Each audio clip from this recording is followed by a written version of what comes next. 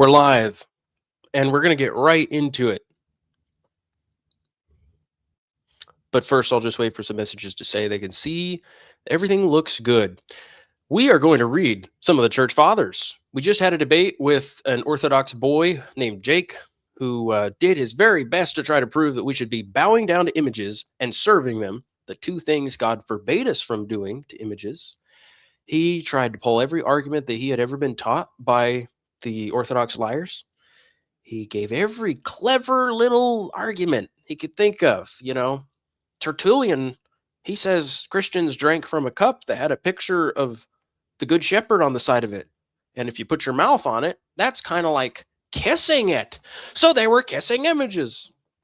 Again, I reiterate, guys, the truth doesn't need clever arguments. You can go to Tertullian himself and read his writings and see what he thinks about bowing down to images and serving them. Again, kissing is not even the same as bowing down and offering sacrifices, okay? You can even read the Jews. Shall I read you the Jews? Shall we just get started and just start reading some church fathers' writings? But even the Jews believe that kissing is not as great of a sin as bowing down to and offering incense. But again, Tertullian didn't even kiss. He did not kiss an image. He drank from a cup that had an image on it. These are the desperate arguments that the Catholics must make. And you, viewer, have to make a decision. You have to make a choice at the end of the day.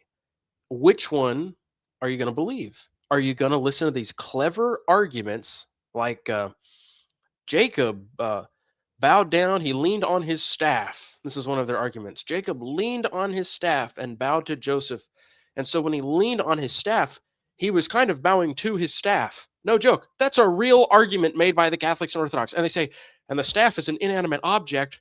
And so when he's leaning on it, because he's an old man and he's all bent over with age and he can't really support himself, he's kind of venerating his staff, meaning bowing to it.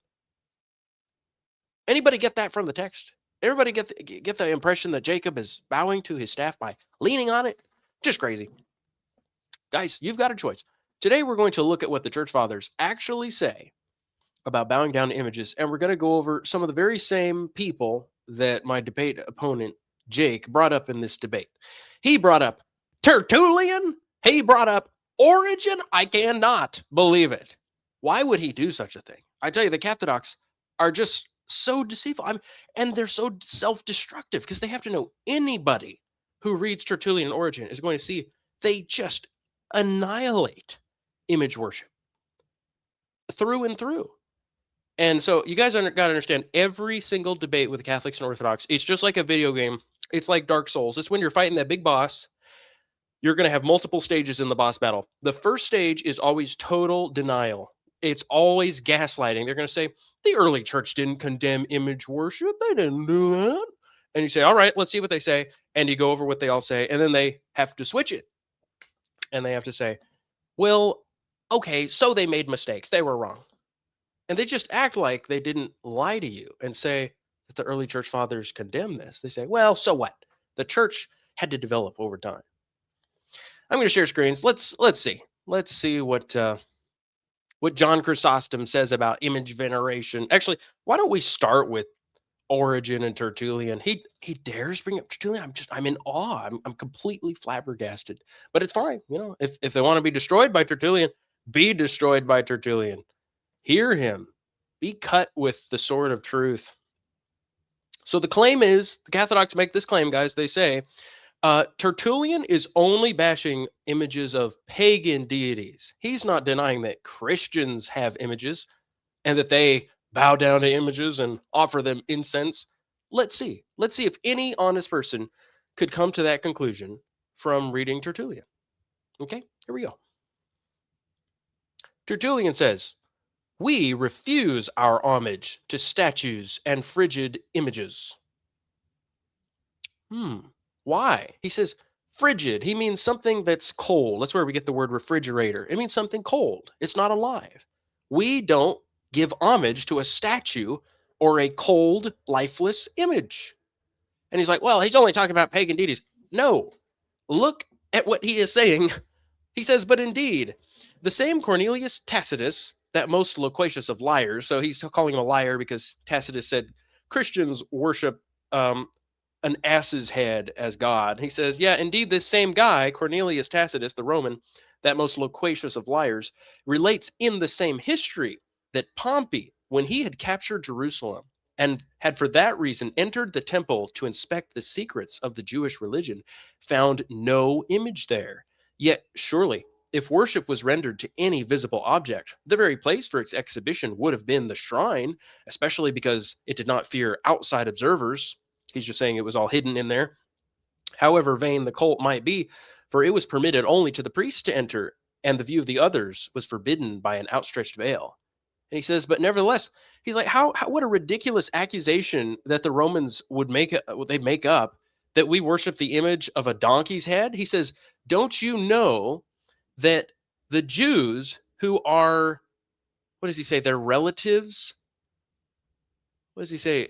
He says, and so from that point, I think it was presumed that we too, as relatives of the Jewish religion, are initiated into the same image. So he says he thinks that since we're related to the Jews, we would also, we would be worshiping an image. He goes, he should know, though, the Jews don't worship images. So why would we worship images? Do you see his point? I need to highlight this part. This is why it's good to read these. We figure out the parts I need to highlight. So he says, no, they don't use images in worship, and Christians don't either. That completely contradicts it. You don't even need anything else from Tertullian. Oh, but there's so much more. There's so much more. Listen to Tertullian. Therefore, as to what relates to the honors due to kings or emperors, we have a prescript sufficient, that it behooves us to be in all obedience according to the apostles' precept, subject to magistrates and princes and powers, but within the limits of discipline, so long as we keep ourselves separate from idolatry.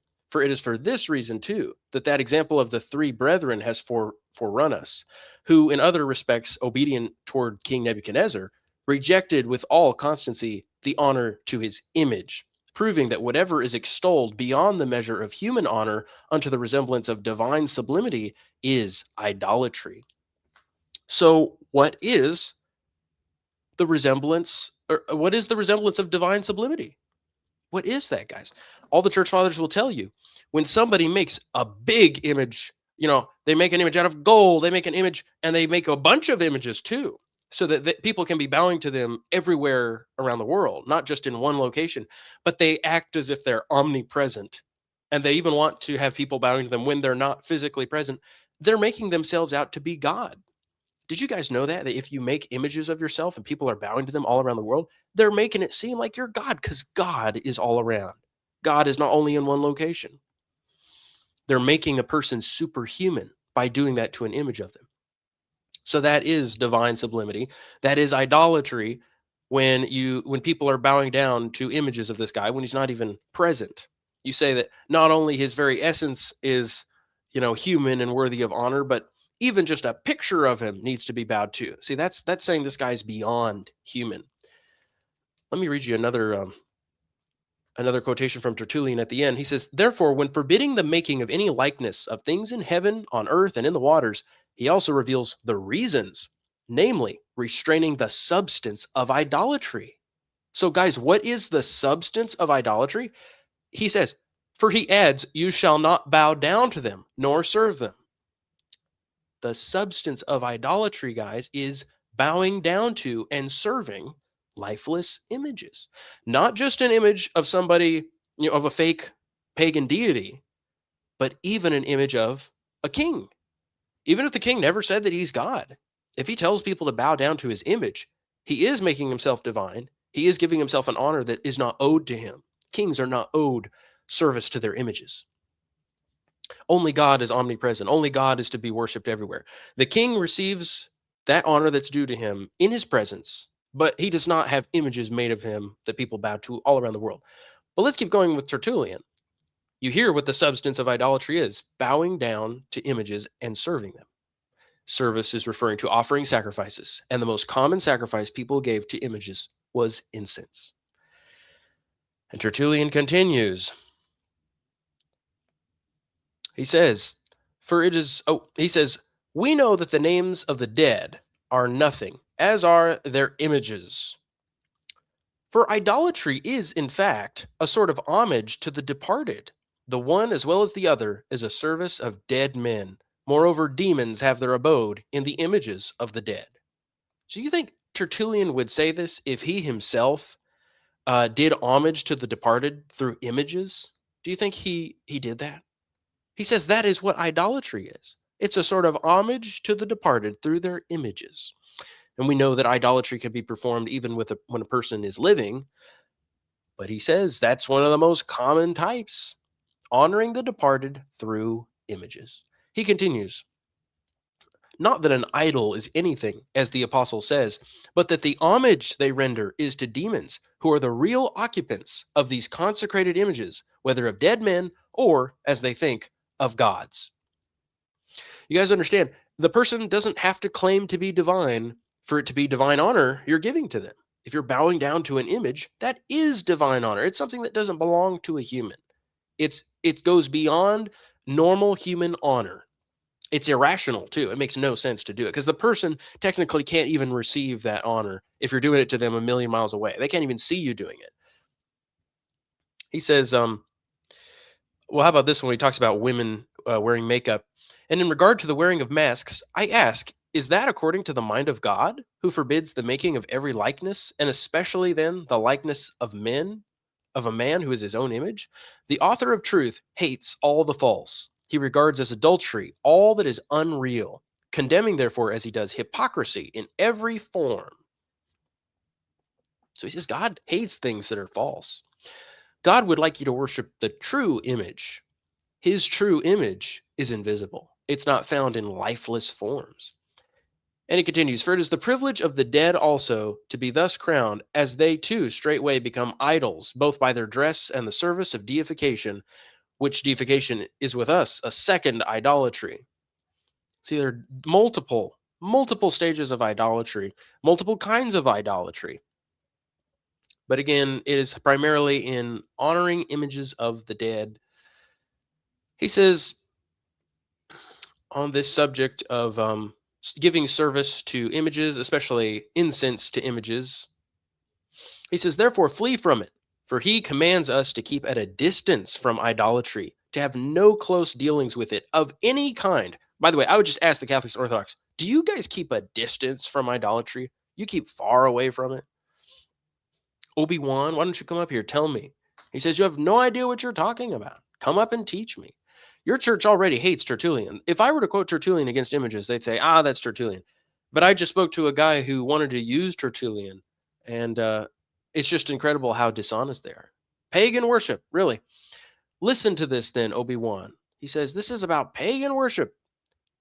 John says, my little children, keep yourselves from idols, not now from idolatry, as if from the service of it, but from idols, that is, from any resemblance to them. For it is an unworthy thing that you, the image of the living God, should become the likeness of an idol and a dead man. So he's saying, we should not be making images of the dead.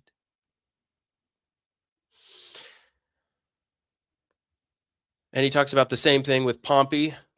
Cornelius Tacitus. Oh, I already read this one. He says, now it is no difficult matter to prove the rapture of Peter, for how could he have known Moses and Elias except by being in the Spirit?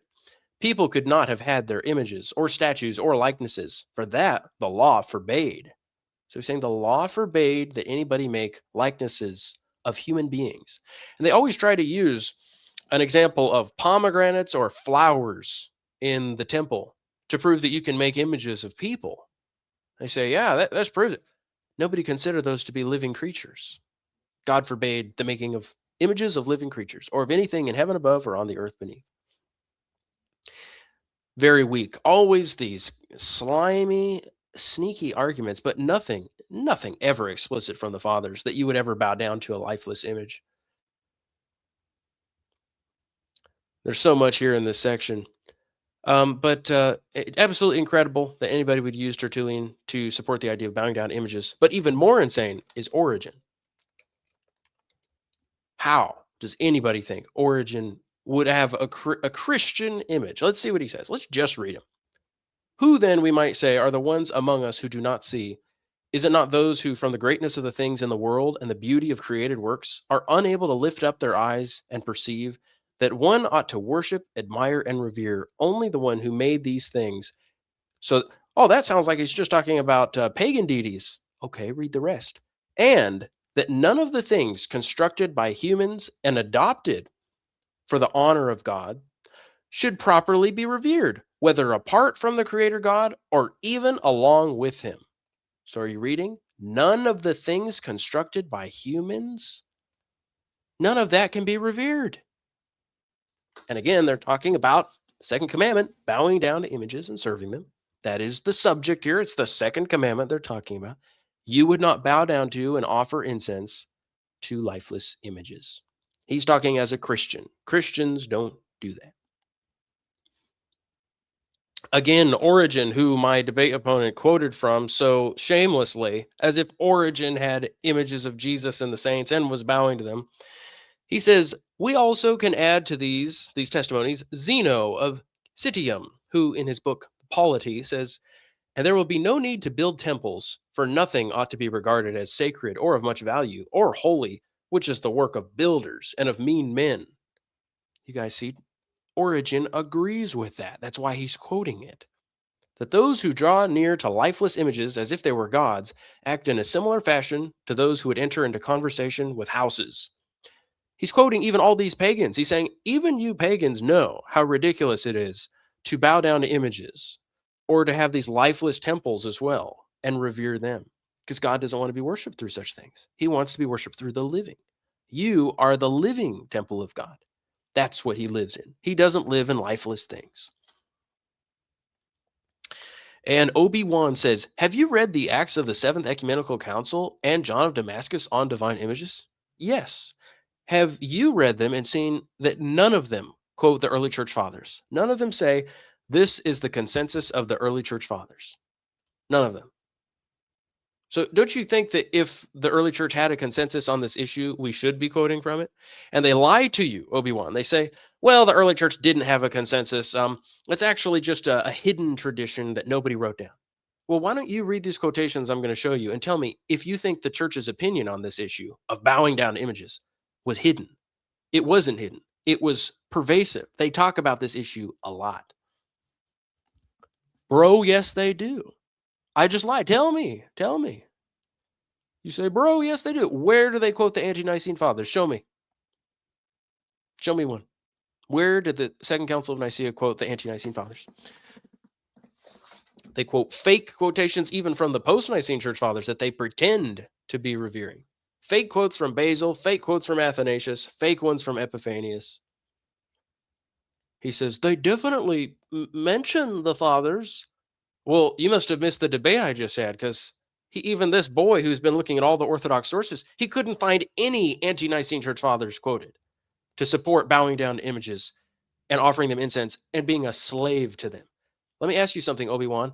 Are you an image slave? Are you an iconodule? Is that what you are? That's what your church calls you and calls themselves.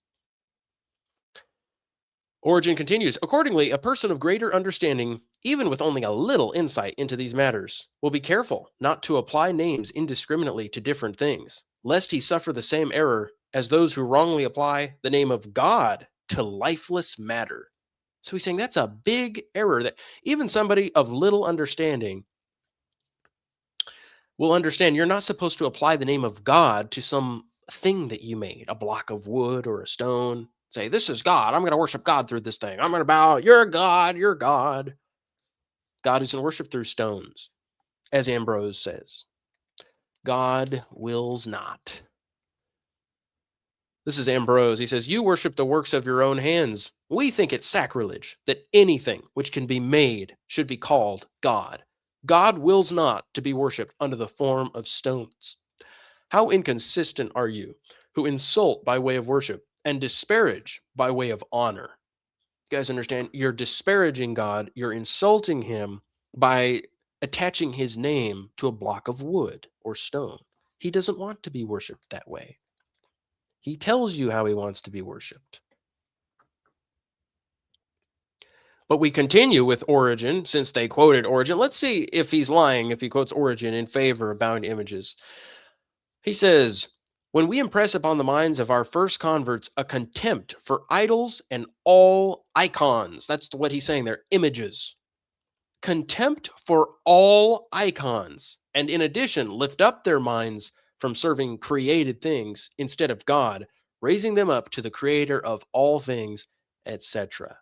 Wow. He says for the catechumens, they're impressing on their minds a contempt for all images. And he's using the word icons. See, Jake was saying, well, they're only against idols. They're not against icons. Why do they use those words interchangeably? And even if it were true that there's this big difference, so you think he's against icons in particular? Is that true? He's against idols and he's against icons? See, we say he's really talking about the same thing, but you say there's a difference. You still lose. You still lose, Cathodox. For these different tribes erected temples and statues to those individuals above enumerated, whereas we have refrained from offering to the divinity honor by any such means. So he says statues and temples, they don't erect those to God. He's saying Christians don't do that. He says, and we're lost in reverential wonder at Jesus, who has recalled our minds from all sensible things as being not only corruptible, but destined to corruption.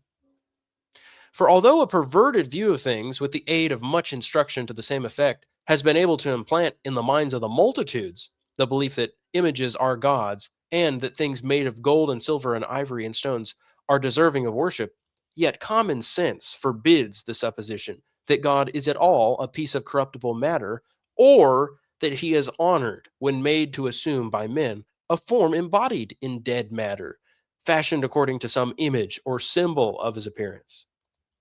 So he's saying, common sense tells you you don't honor God by making an image of him.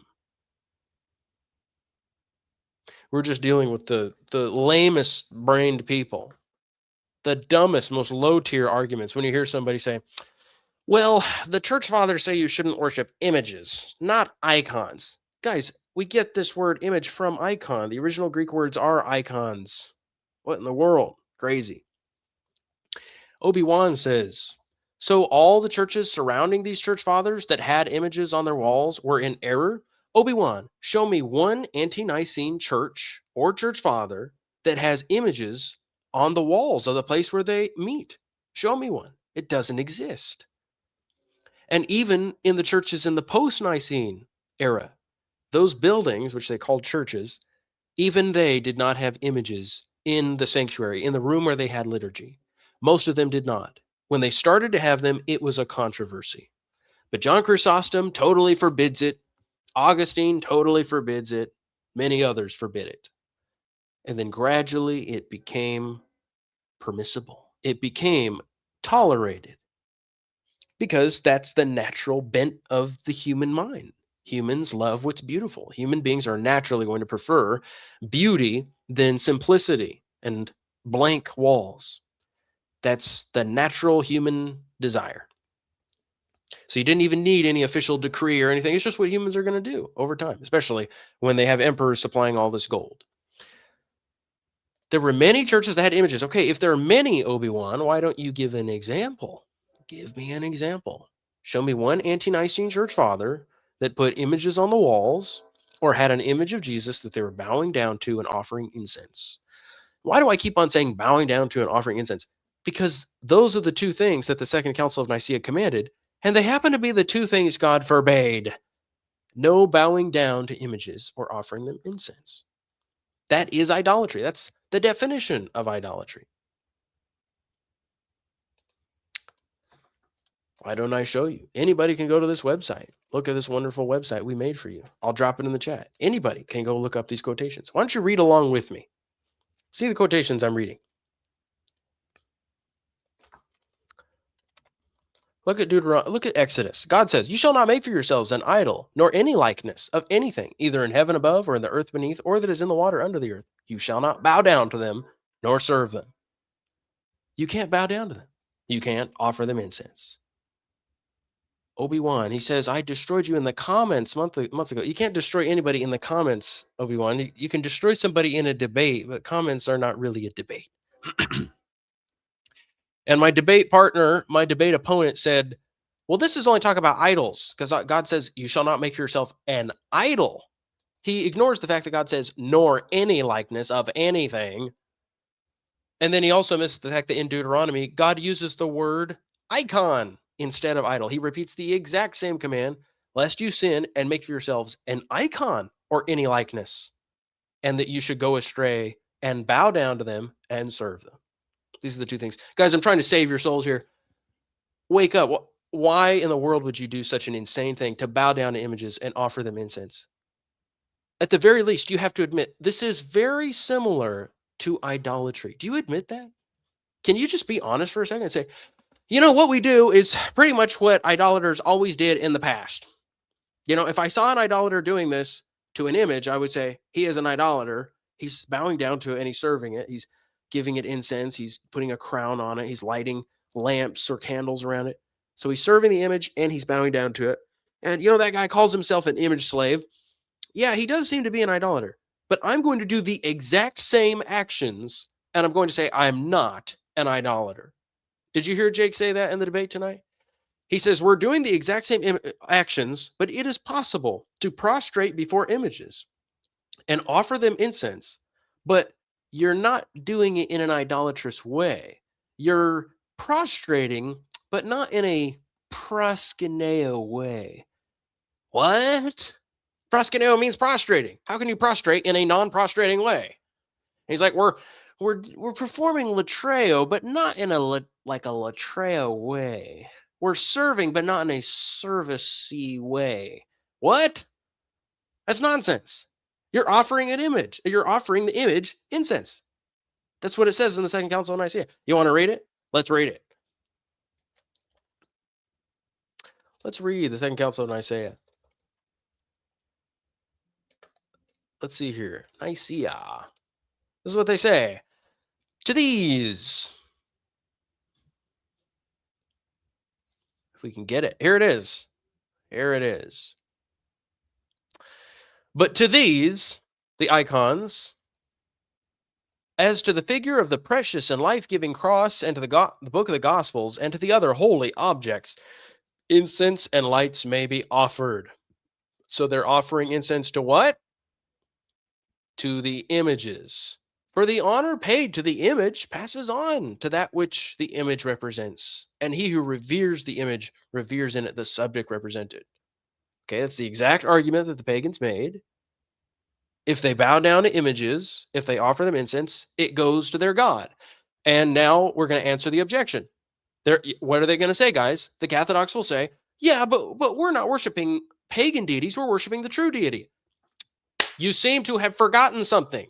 God in the second commandment said he doesn't want you to do that, even to images of him. God said you can't make an image of my body and bow down to that and offer it incense. That would be idolatry. And I asked Jake, and I ask you guys right now, why in the world didn't God just let the Israelites do that? God was dealing with the most enthusiastic group of image worshipers in all of human history. All the other nations, when they heard about Christ, they gave up idolatry. But the Jews, somehow, even when they were brought out of Egypt with a mighty hand, they had all these amazing miracles, the 10 plagues, the parting of the Red Sea, the pillar of fire, the pillar of cloud, the manna in the wilderness, the Mount Sinai with all of its thunders and lightnings. They see all these signs. And then when Moses is gone for a few days, they all fall back into idolatry. Okay, guys, these guys were obsessed. They were cemented in image worship. So I'm just wondering, guys, if God truly wanted to be worshiped through images, if that was lawful, if it was permissible, if it was ideal, even for New Testament Christians to do that, why didn't God just let the Jews do it? Why, guys? That doesn't make any sense. You're telling me he wants them to worship him that way, but he's just not going to let them? Why? Can God not control himself? Can he not do the things he wants to do? He wants to be worshiped that way. He could immediately quell all idolatry in Israel with one fell swoop just by saying, all right, fine, here is an image to worship, since that's how you want to worship me. And, I'm sorry to break it to you, so late, but actually, that's actually how I want to be worshiped. I've always wanted to be worshiped through an image. Why didn't he just let them do it? Guys, there is no coherent answer from the Orthodox or Catholics. It's obvious God doesn't accept that kind of worship. Guys, when you want to do service to somebody in real life, let's say you meet somebody and you want to do something nice for them, you realize you can't just do anything. Like, you can't just do anything that occurs to your mind. Like, I'm just going to give him, like, I don't know, maybe I'll give him like a sewing machine. Maybe he's into quilting or something. The guy will be like, yeah, I'm not into that. This isn't something I accept. Or, like, I don't know, I'm going to give him a Reese's peanut butter cup. And, maybe you never check to see whether that's something he likes to eat. Maybe you didn't know he's allergic to peanut butter, and it ends up making him break out. These are carnal examples to get you thinking, guys. You really should try to figure out what people's preferences are before you give them gifts. If you do that with human beings, how much more should you do it with God? You cannot just say, God, today I'm going to give you a gift, and you just have to accept it because, I feel like you should. In our debate, I asked Jake, would God accept an animal sacrifice given to an icon or any animal sacrifice? No. You have to ask God what he wants. You can't just offer him anything that occurs to you. I knew somebody once that offered, he was very ignorant about how to worship God. This is before he became a Christian. But he said one day he actually, he wanted to be righteous, but he'd never read the Bible before. He didn't understand anything about Christianity. He just had a vague idea that in the Old Testament, people used to offer sacrifices to God. So he went to the grocery store, he bought a package of raw chicken breasts, and he offered it as a sacrifice to God. Okay? Now, guys, did God accept that? No. God doesn't accept that as a form of worship.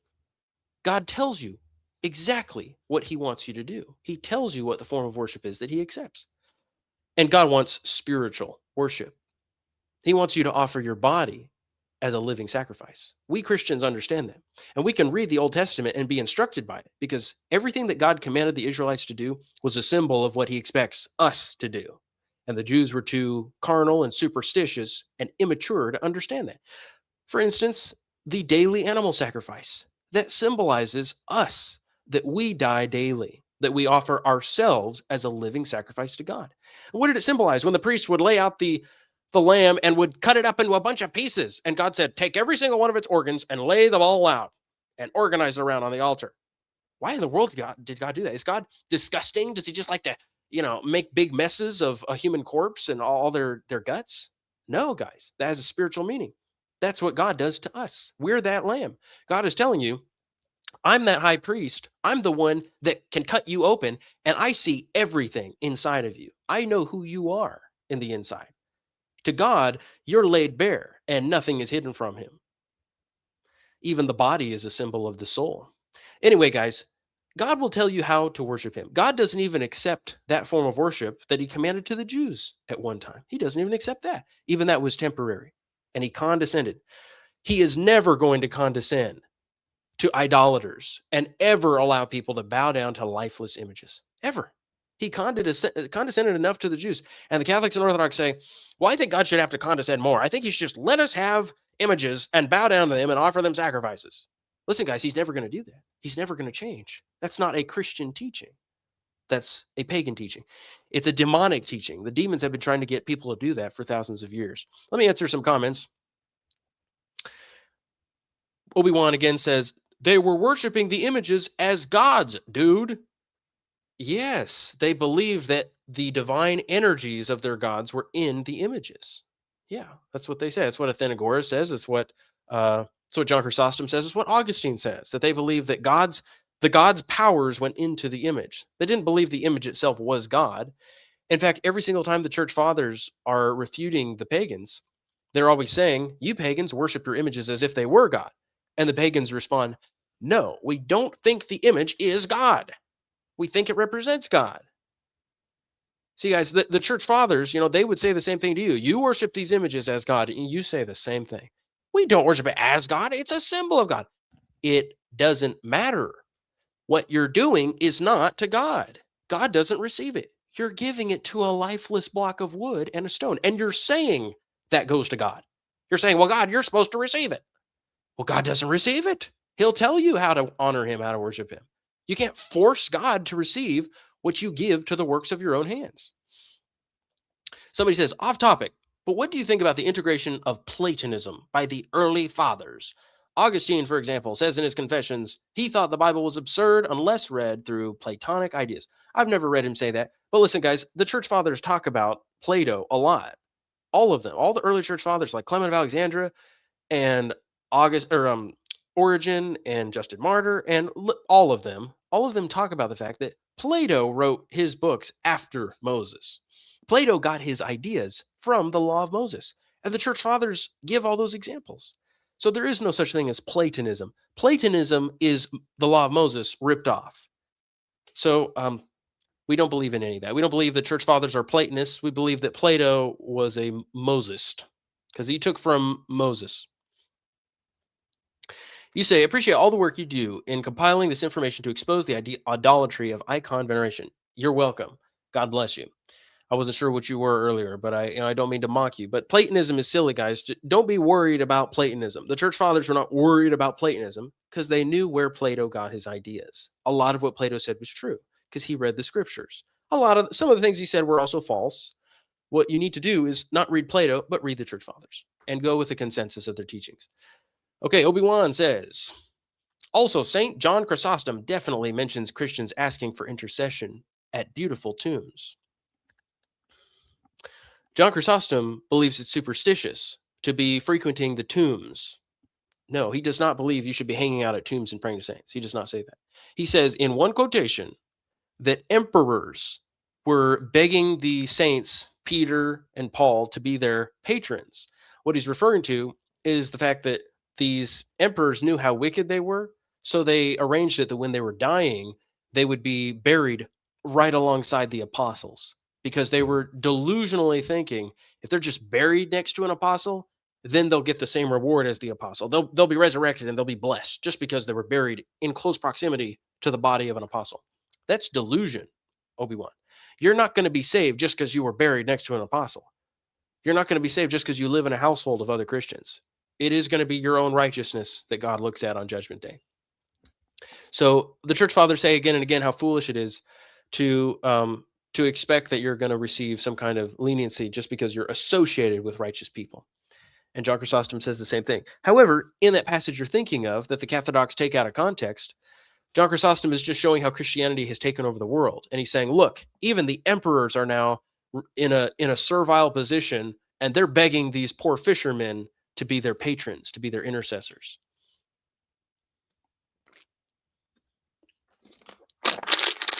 I'm talking fast. I'm talking a lot. All right. 1 second, guys. Just a moment.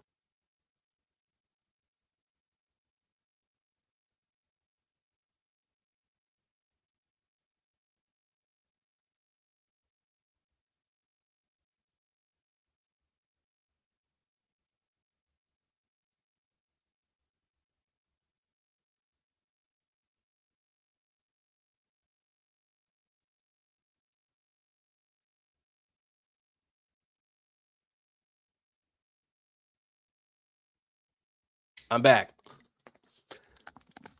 In a family, all kinds of things happen, even in the middle of the night. Okay, pull it up for us. Oh, you want me to pull it up for you, Obi-Wan? Okay. He said, read out loud because you're being very misleading. Oh, really? Obi-Wan, I just wish you would go read the church fathers. Why do you listen to these apologists all day long? Do you have no discernment? Does discernment not exist anymore in people's minds? Do you remain children for your entire lives? You can't tell when somebody's trying to pull a fast one over you with all these sneaky, clever little arguments. And they never just read you a massive section. You know, the church fathers talk about all these subjects at great length. So you want to hear John Chrysostom talk about tombs, praying at tombs? Here you go, Obi-Wan. You staying here with me? You ready? Okay. He says, he's going to talk about the saints. So he's going to talk about tombs. Get ready. He says, let us therefore despise death, even if the time that demands it is not at hand. And when he says despise, he means disregard it. That's how they use that word. Just he says, don't be afraid of it. For we will be translated into a much better life. But the body is destroyed, and for this reason one should especially rejoice that death is destroyed and mortality perishes, not the substance of the body. But one Catholic or Orthodox says, this should have happened without the bodies being destroyed, and that they should have remained whole. And what would this have advantaged, either the living or the departed? How long are you lovers of the body? How long are you riveted to the earth and gaping after shadows?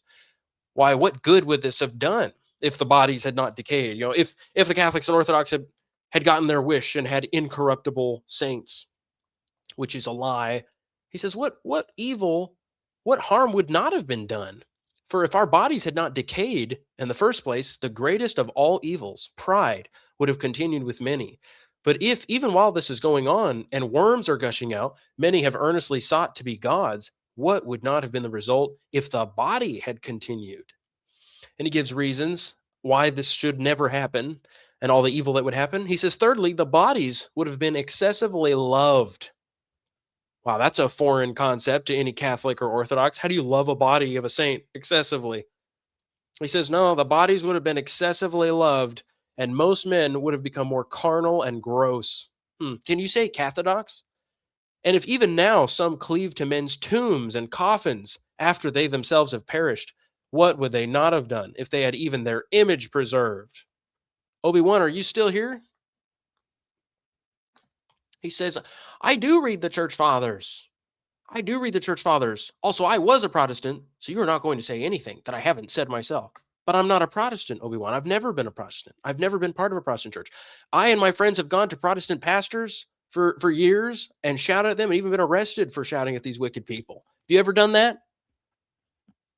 We've never been Protestant. We've never believed such ridiculous lies like faith alone, by grace alone. Not bragging here, but just know that's not who you're talking to. We've never believed anything so stupid. We've always believed in the consensus of the early church. I know. You're like, this is not the homily. I know the homily you're talking about, where he says emperors are begging the apostles to be their patrons.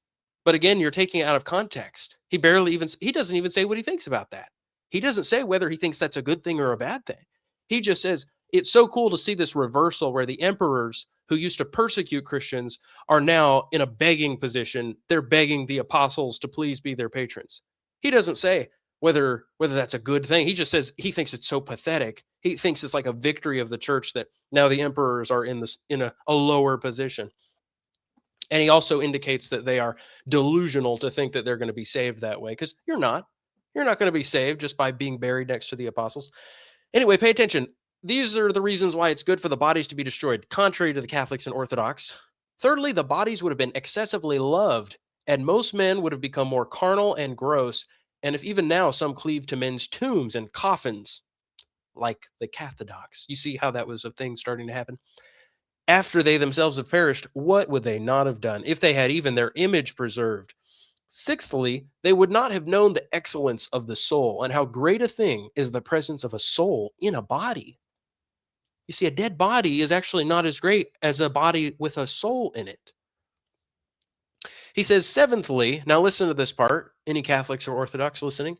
Seventhly, if bodies had not decomposed, he says, many of them that lose their relations would have left their cities and have dwelt in the tombs and have become frantic, conversing continually with their own dead. Who does that sound like?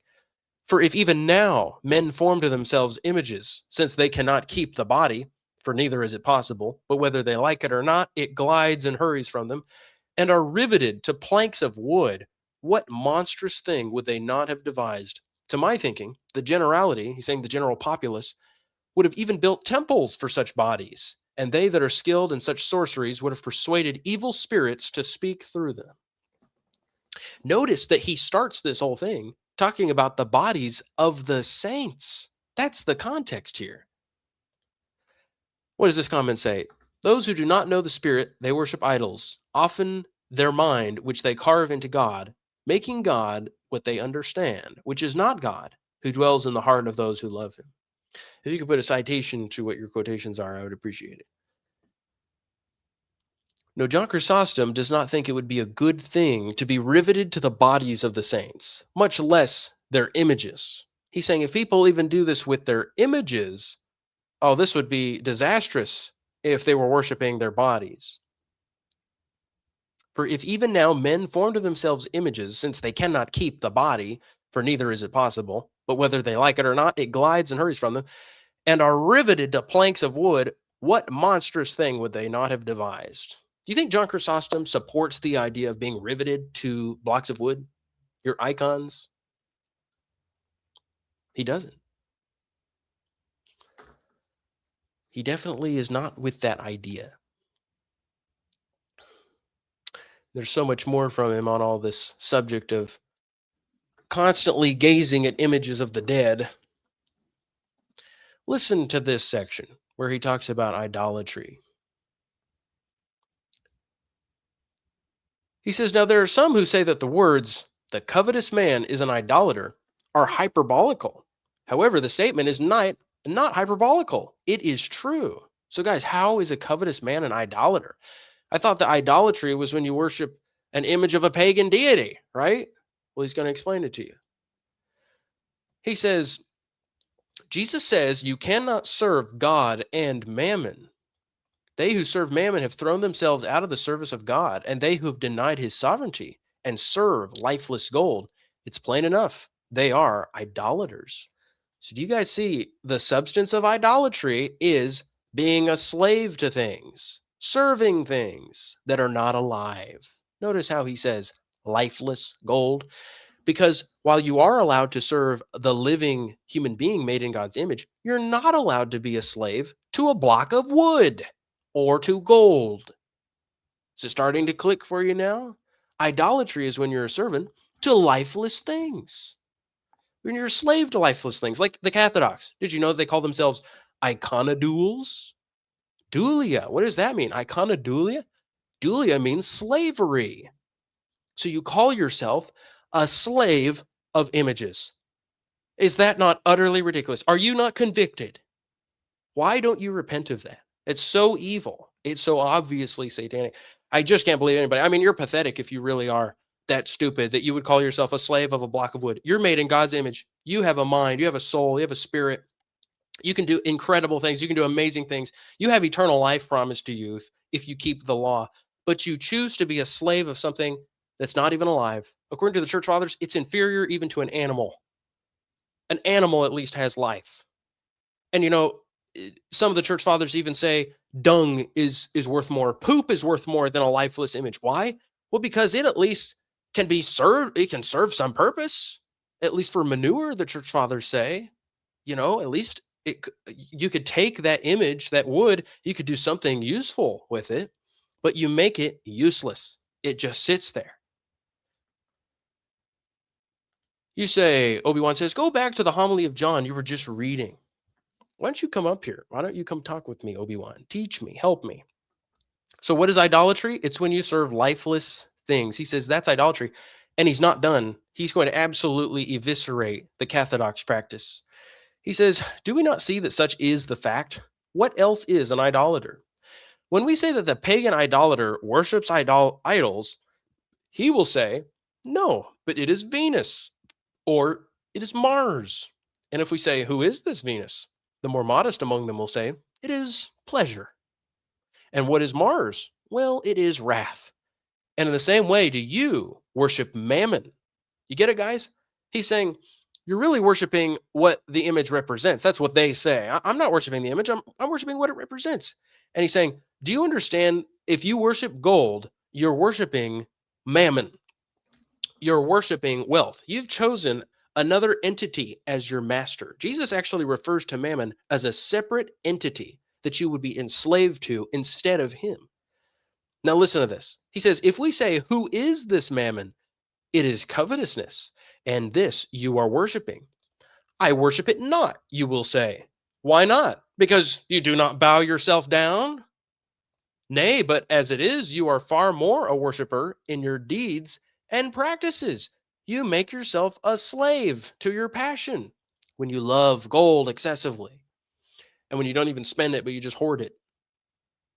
You guys notice something he says here? He says, oh, you don't think you worship it? They say, I worship it not. And he says, oh, you worship it not. Why do you say that? Just because you don't bow to it? See, idolatry is when you bow down to lifeless things. You get it? That's what he's saying here. He's saying, you think you're not an idolater just because you don't bow down to your gold? And he says, but because you're a slave to it, you are an idolater. And yet the Orthodox, what do they say? Oh no, we literally bow down to our golden images. Is that not ridiculous? They can't even say what this pagan would say. Like, I'm not an idolater. I don't bow down to it. No, you literally bow down to golden images. You are just a flagrant idolater. That is idolatry. It's incredible. And then Highgrove says Christian art isn't wrong. It's in the Old Testament.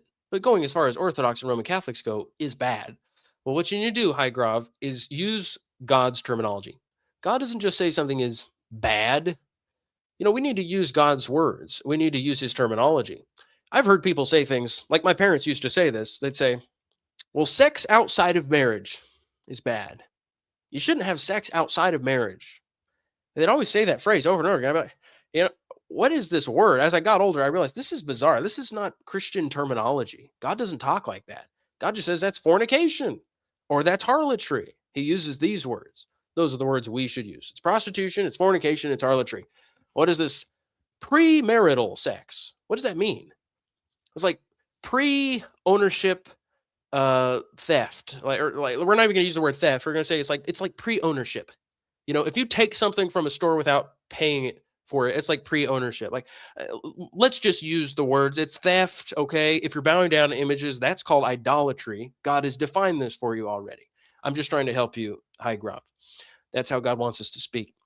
Let's use specific terminology. It's the idolaters, it's these deceivers who are always using vague terminology. Like, we don't worship images. We venerate them. We revere them. We honor them. What does that mean? Are you just talking about bowing down to images and giving them sacrifices and calling yourself an image slave? Why don't you just tell me that part? Why don't you just be honest with me and tell me what you're doing? But they are deceivers. They're going to play games with you. That's the nature of Satan, their father. They never just come out and tell you what they do. What it is they're trying to get you to do. But he's not done. John Chrysostom says, what is mammon? It is covetousness. And this you are worshiping. And the person says, I worship it not. And they're using the word proskuneo. Oh, you say you don't worship it. Why not? Because you do not bow yourself down? Nay, but as it is, you are far more a worshiper in your deeds and practices. So guys, the Catholics and Orthodox are actually ultra idolaters because they don't just bow down to lifeless things, but they also are worshipers of mammon because they deck it out in gold and silver. You get it? They're trying to be as idolatrous as possible. They're trying to make it as obvious that they're idolaters as possible. They'd still be idolaters even if they just worship wooden images. But when you deck it out with gold, it's very obvious this person is also covetous. They serve mammon. They love wealth and luxury. So they're at the farthest extreme of idolatry. And he continues, you have seen that the expression is no hyperbole. That just means it's no exaggeration. Would you hear again another argument to teach you how covetousness is idolatry and more shocking than idolatry? Idolaters worship the creation of God. That's the word proskuneo.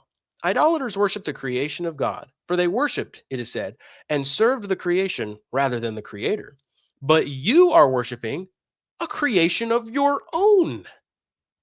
Wow. He's saying it's even worse idolatry.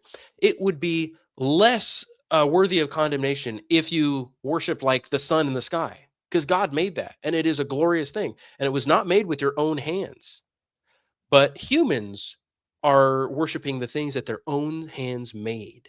They're not worshiping the glory of the sun, which symbolizes God's glory. They're the worst kinds of idolaters. They're just worshiping things that their own hands made.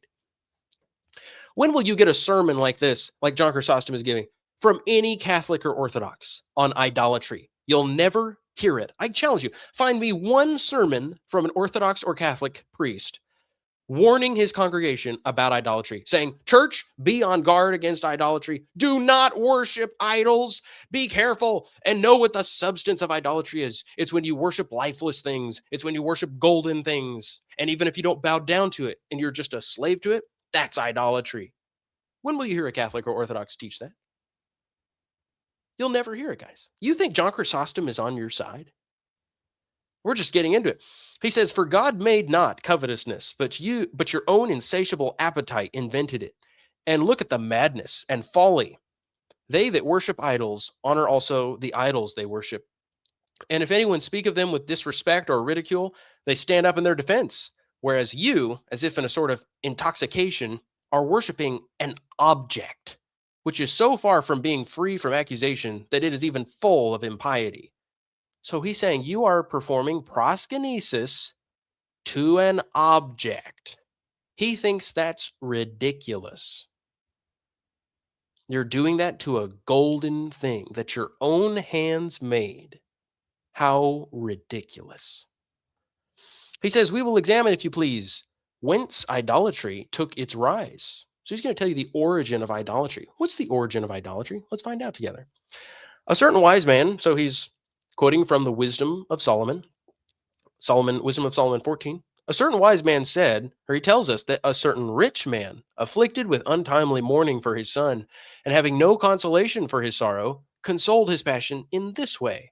Having made a lifeless image of the dead, and constantly gazing at it, he seemed through the image to have his departed one still, while certain flatterers, whose God was their belly, treating the image with reverence in order to do him honor, carried on the custom into idolatry. So then, it took its rise from weakness of soul, from a senseless custom, and from extravagance. So they had a lot of money sitting there. I will, Brian. I am going to read the homily on the martyrs. Get ready. Is this not incredible? Why don't you come up? You can come up here, Jake. Why don't we read these together? Please go read the fathers correctly. Check out William Albrecht's analysis. He's Catholic. He's Catholic. You're not Catholic, Jake. You're like, go read this guy, this Catholic. The fact that you have Catholic scholars and Orthodox scholars who are capable of fighting each other and saying, you're misinterpreting the fathers. No, you're misinterpreting the fathers. Means that at the end of the day, you have to read the fathers for yourself. One of these groups is lying. One of them is not being honest about the clear teaching of the church fathers. And I'm going to let you in on a little secret. They're both lying.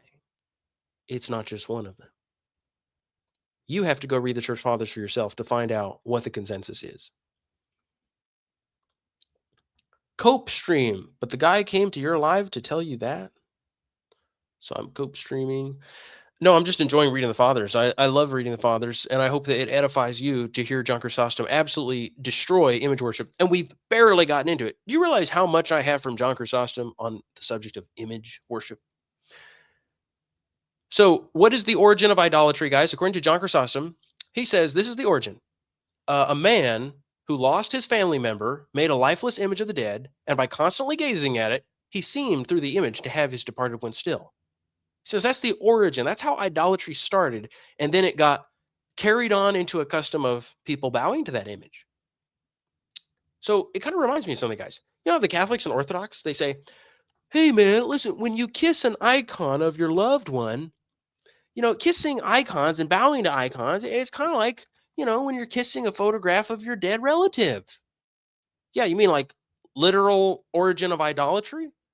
It's like, yeah, man, listen, when we venerate icons, it's kind of like the origin of idolatry, man. It's literally how idolatry started. You're talking about this natural custom, like it's what everybody does, man. Dude, that's where idolatry started. Can you be honest enough to at least admit this is a very dangerous thing to do? Who do you think is more rational and in their right mind? Do you think it's people who just lost a loved one and are mourning frantically? They're overcome with grief and intense emotion, and they're so miserable like they don't even want to live. Or the consensus of all the church fathers who didn't mourn over their dead, who didn't mourn over loved ones like irrational, faithless women, but they know there's a resurrection. They don't have to cry. I was just killing a little ant. Which one is more logical? Which one is more trustworthy? Which one is more rational? See, guys, the people who are making these images of their loved ones and mourning over them and trying to keep their loved one with them still, even after they've died, they're irrational, guys. John Chrysostom says that this custom of making images of your departed loved ones, he says that is weakness of soul, senselessness, and extravagance. He doesn't say that's pious. He doesn't say it's natural and good. He says, no, actually, when people do that, it leads to idolatry. And he's not done. He's going to keep going. He has so much more to say on this subject. Here again is Obi-Wan. I'm trying to keep up. Please read John Chrysostom, Homily of Praise on Our Fathers Among the Saints, Meletius, Archbishop of Antioch the Great, and on the enthusiasm of the assembled. I happily read that. I've read it before on here. He says that the congregation at Antioch was making pictures of Meletius all over the place, on their walls, on any object they can find, cups and plates and things, because they missed Meletius very much. They were just like this father who made a lifeless image of the dead, and by constantly gazing at it, he seemed through the image to have his departed one still. That's what John Chrysostom says these people are doing. He doesn't actually endorse what they're doing. I can read it, Obi-Wan, but I'm going to show you John Chrysostom does not approve of what they were doing. He's having compassion on them, just like if you had a family member who had just lost a loved one and they're going, ah, they're like screaming and tearing their hair out and tearing their clothes, like, ah, like you're going to walk over to them, you're going to wrap your arm around them and pat their back and say, I know it's terrible, I'm sorry. You're going to try to have compassion on them, but they're acting irrationally. They're not in their right mind.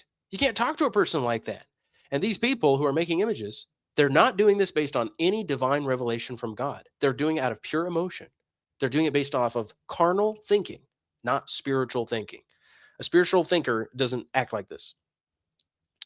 He's asking me right now, please read the quotation that John Chrysostom gives about Meletius. I'm going to do it. Look at me, Obi-Wan. I'm being honest with you. I'm going to show you what he says, and then we're going to see whether he approves of it. I'm going to show you other quotations. You're going to be amazed. I want to show this to you. So he says, being constantly compelled to remember that revered name and to have that saint ever present in their souls, they found his name to be a safeguard against every irrational passion and thought. And this became so widespread that everywhere, in the streets, in the marketplace, in the fields, and on the roads, that name resounded on all sides. Yet they were not only so deeply affected by his name, but also by the very image of his body. Just as they did with the name, so too they acted with his likeness. For many engraved his holy image on rings, seals, cups, chamber walls, and everywhere, so that they might not only hear that sacred name, but also see his bodily form everywhere, gaining a twofold consolation in his absence. So I quoted the whole thing to you, Obi-Wan. Does he say that he thinks this is a good thing? He doesn't mention one way or another whether he approves of it. But I can show you he does not approve of it. So he already told you the origin of idolatry is making lifeless images of the dead and constantly gazing at it in order to have the departed one still in your presence. He just told you that. He says that custom, or he says idolatry takes its rise from weakness of soul, from a senseless custom, and from extravagance, meaning you have a lot of money left over. Now listen to this. Listen to him talk about this subject in more depth. You're going to be blown away.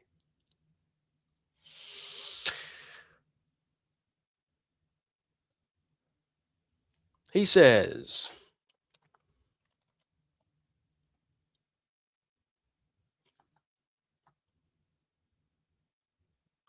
all right, listen to this. He says, for most of the arts profit us for the present life, but this for the life to come also. But if it so far excels the arts that are necessary for us for the present, as medicine, for instance, and house building, and all others like them, much more the rest, which if anyone were nicely to examine, he would not even allow them to be arts. So he's saying they surpass arts. Wherefore, I at least would not call those others, as they are unnecessary, so much as arts at all. So he's saying there's some things I would not call arts. For wherein is delicate cookery and making sauces profitable to us? So he's saying making really fancy food at fancy restaurants, he's saying that's not profitable to anybody. He says, it's not profitable anywhere. Yea, they are greatly unprofitable and hurtful, doing harm both to body and soul by bringing upon us the parent of all diseases and sufferings, luxury, together with great extravagance. But not these only, but even painting or embroidery would I for one allow to be an art, for they do not throw men, or for they do but throw men into useless expense. What? Obi-Wan, are you still there? I didn't say he condemned it in the passage, Obi-Wan. You're blind. You just can't. You're like, okay, you lied. You said he condemned it in the passage.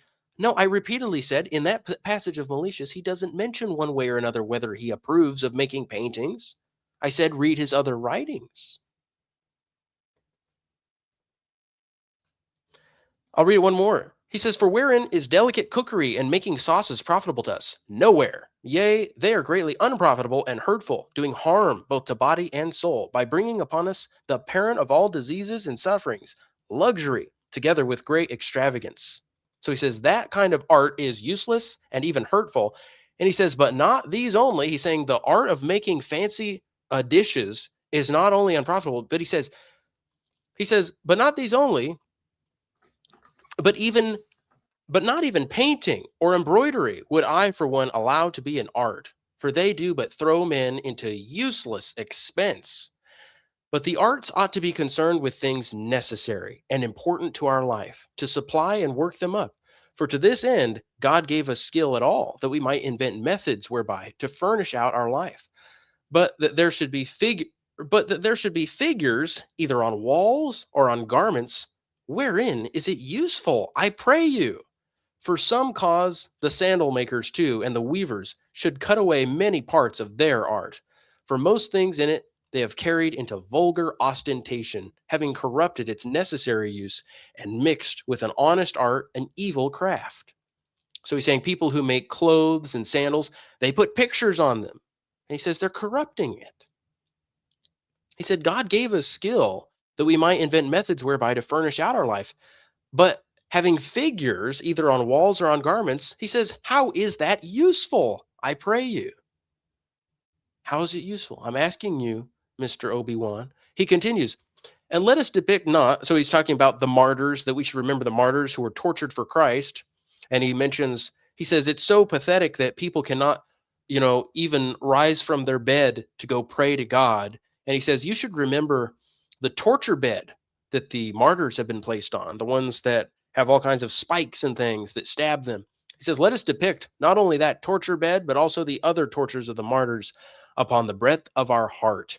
And just as those who make their own houses bright adorn them everywhere with flowery painting, so let us also paint the tortures of the martyrs on the walls of our mind. For that painting is useless, but this one has profit. For this painting requires no money, no expense, nor any art. Obi-Wan, are you still there? Are you reading? He says that painting is useless. He says if you're going to remember the martyrs, if you want to paint the martyrs and their actions, paint it on your mind. You don't need it on your clothes. You don't need it on walls or in your houses. But you're just not able to accept this because you are carnally minded. You want to have your senses always entertained by beautiful sights. You always want to be listening to beautiful music. You always want to be smelling delicious smells. Incense. And you think God is a man. You think that God can be manipulated that way. You think that you can be a supporter of war, divorce and remarriage, which is adultery. You think you can support all this extravagance, all the love of money, the love of gold. You think you can be a worshiper of images. You think your priests can be practicing simony, charging people for baptisms. And you think you can manipulate God by offering him some incense. Like, God may be upset at me, but look, I'm going to give him some incense and I'm going to pacify him. He's going to smell it. He's going to go, oh, you got me. I'm just having too good of a time now smelling this incense. I'm not even angry anymore. You can't trick God. God can only be worshiped in spirit and in truth.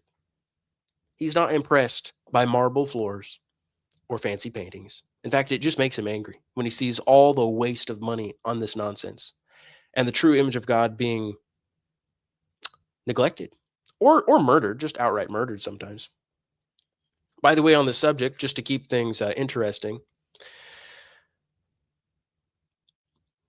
let me show you something. Do you guys know that the Orthodox Church has feast days every year to celebrate murderous women who killed other people in order to save icons from being destroyed? Here is Saint Theodosia. You know Saint Theodosia of Constantinople? Here she is. Theodosia of Constantinople. She lived in the 700s.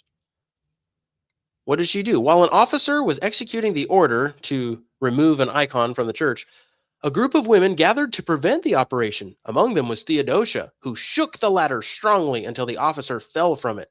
The man died from his injuries, and Theodosia was arrested. She was executed. And the Catholics and Orthodox, they all venerate her. They give her great honor. They worship images of her because she killed a human being, the living image of God, in order to save a lifeless image. Do you see a problem with this? You see that they believe that the lifeless images that they crafted with their hands have more value than a living human being.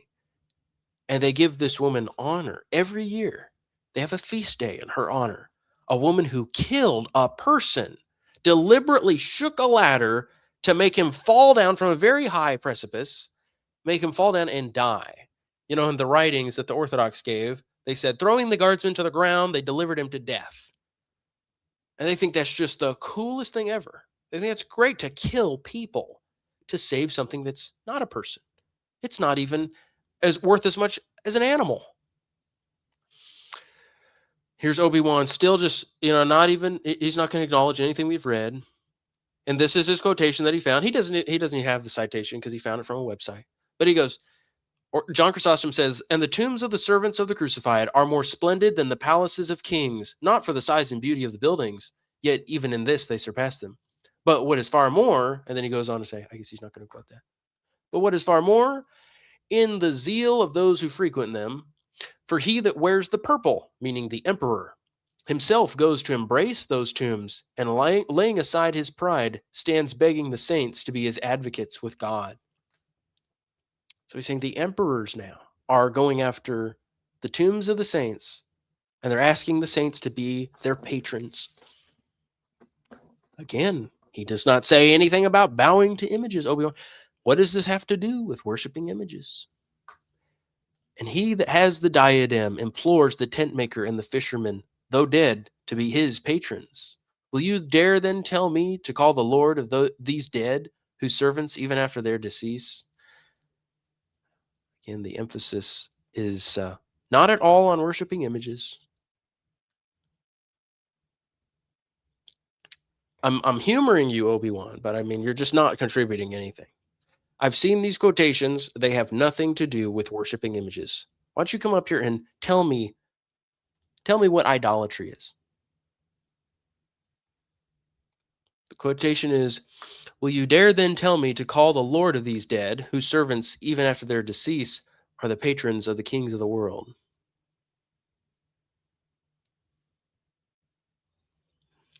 In other words, Jesus is alive. Look, even the emperors are begging the apostles to be their patrons. Did you know it's possible to pray to the saints, but to still believe that bowing to images of them and serving them with sacrifices of incense is idolatry? Do you know you can believe both of those at once? Orthodox. I'm going to show you tonight. I'm going to show you Augustine, who believes that the relics of the saints, again, that's such a stupid word, relics. What does that even mean? But the bodies of the saints are worthy of honor. They can believe that the bodies of the saints are worthy of honor and that we should not be bowing down to their images. Did you know you can believe both of those at the same time? I'm going to show you. I'm going to show you John Chrysostom. I'm going to show you Augustine. And maybe if we have time, I'll show you another one.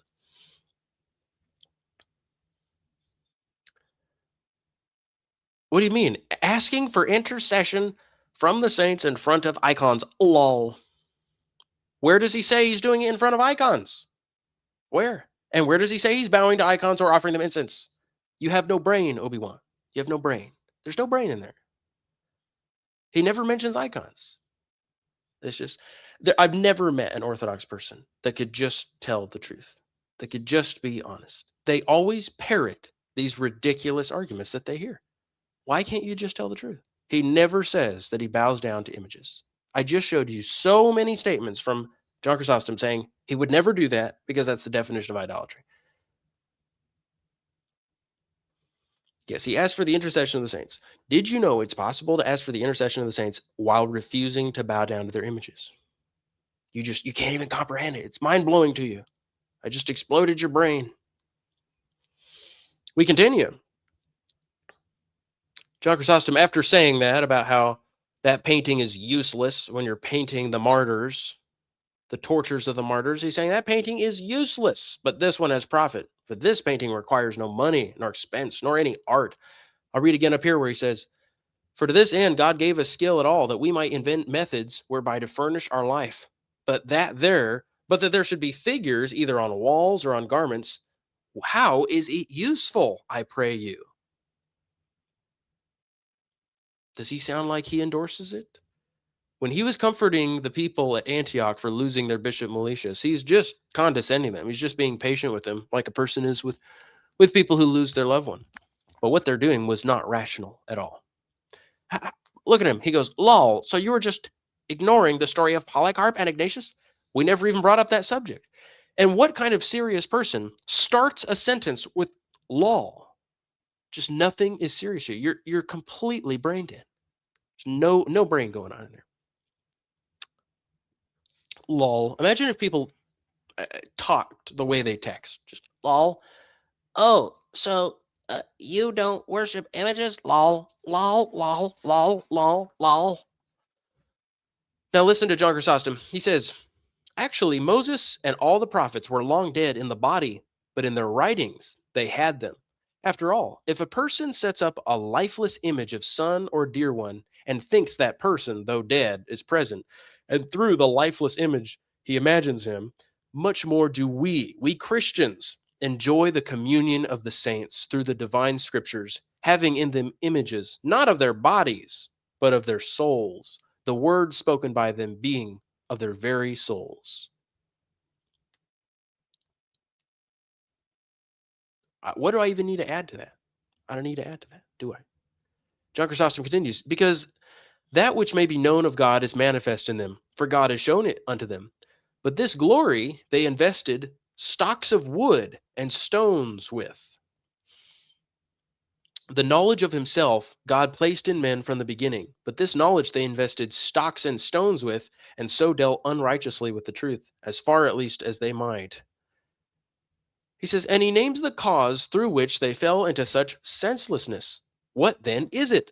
They trusted everything to their reasonings. See, you guys are not looking for a divine revelation from the church to tell you how God wants to be worshiped. It's always, well, hey, man, I know that I'm supposed to worship God through lifeless images because, well, don't you have images of your family members? That is not a Christian evidence. That's not something that would convince a Christian of anything, that kind of reasoning. You would have to show me, well, this is where God revealed it in Scripture. This is where his whole church teaches it. But you're always giving me these carnal arguments. Hey, man, don't you do this cultural custom that tons of pagans and other people in the world do? Hey, man, don't you do the thing described in Wisdom 14 where a man makes images of his loved one because he's consumed with grief and he just wants to keep them around in an image? Hey, man, don't you do that? Like me? I'm a pagan. I mean, I'm a Christian. He continues, and in lieu of it, they trusted themselves to the darkness of their own reasoning, and seeking in bodies for him who is incorporeal, and in shapes for him who has no shape, they underwent a most rueful shipwreck. It's so sad because there's a whole subject to discuss here. You guys do not understand how God can be visible. God can never become visible through physical objects because God is not corporeal. When Christ took on the flesh, when he became a human, he took on your nature. The human nature was not inherent to God. It's something external. It's something extraneous to himself. In the scriptures in Hebrews 10, it says that Christ entered the holy place through the veil, that is, through his flesh. It describes Christ's body as a veil, as clothing that he assumed, that he wore. But the church fathers say you could not actually see that he was divine by looking at the body. You couldn't see divinity. You could only see the human nature. There's so much to say about this, but you're never going to see God by making a picture of his body, because you couldn't even see God by looking at his actual body. How much less do you see God by making a picture of his body? The church fathers say the way they knew that Jesus was God was because of the divine works he did, the miracles he performed. They couldn't see it from looking at his flesh. Remember, Jesus says to Peter, "Blessed are you, Peter, son of Jonah, because flesh and blood did not reveal to you that I'm the Christ, the Son of God, but my Father in heaven revealed that to you." See, flesh and blood don't reveal that, guys. In fact, flesh and blood are going to deceive you. They're going to trick you, and they're going to tell you that's not God. That's not God's Son. He's not divine. If you trust your carnal senses, that's the conclusion you're going to come to from looking at the flesh of Christ. All the church fathers stress that. The only way you can see Jesus for who he really is to be pure in heart and see him with the eyes of faith. Blessed are the pure in heart, for they shall see God. And what does he say to Thomas? Thomas says, I won't believe it unless I see it with my own eyes and I can grab him and feel him with my carnal senses. And Jesus appears and lets him do it out of condescension. And he says, Thomas, you believe because you saw, but blessed are those who believe without seeing. And Paul reiterates that when he says, even if we have known Christ according to the flesh, yet now we know him thus no longer. We don't think of Christ according to the flesh because we understand the flesh covered up his divinity. It hid his divinity. It didn't reveal his divinity. It obscured it. But they seek in bodies for him who is incorporeal, and in shapes for him who has no shape, and they undergo a rueful shipwreck.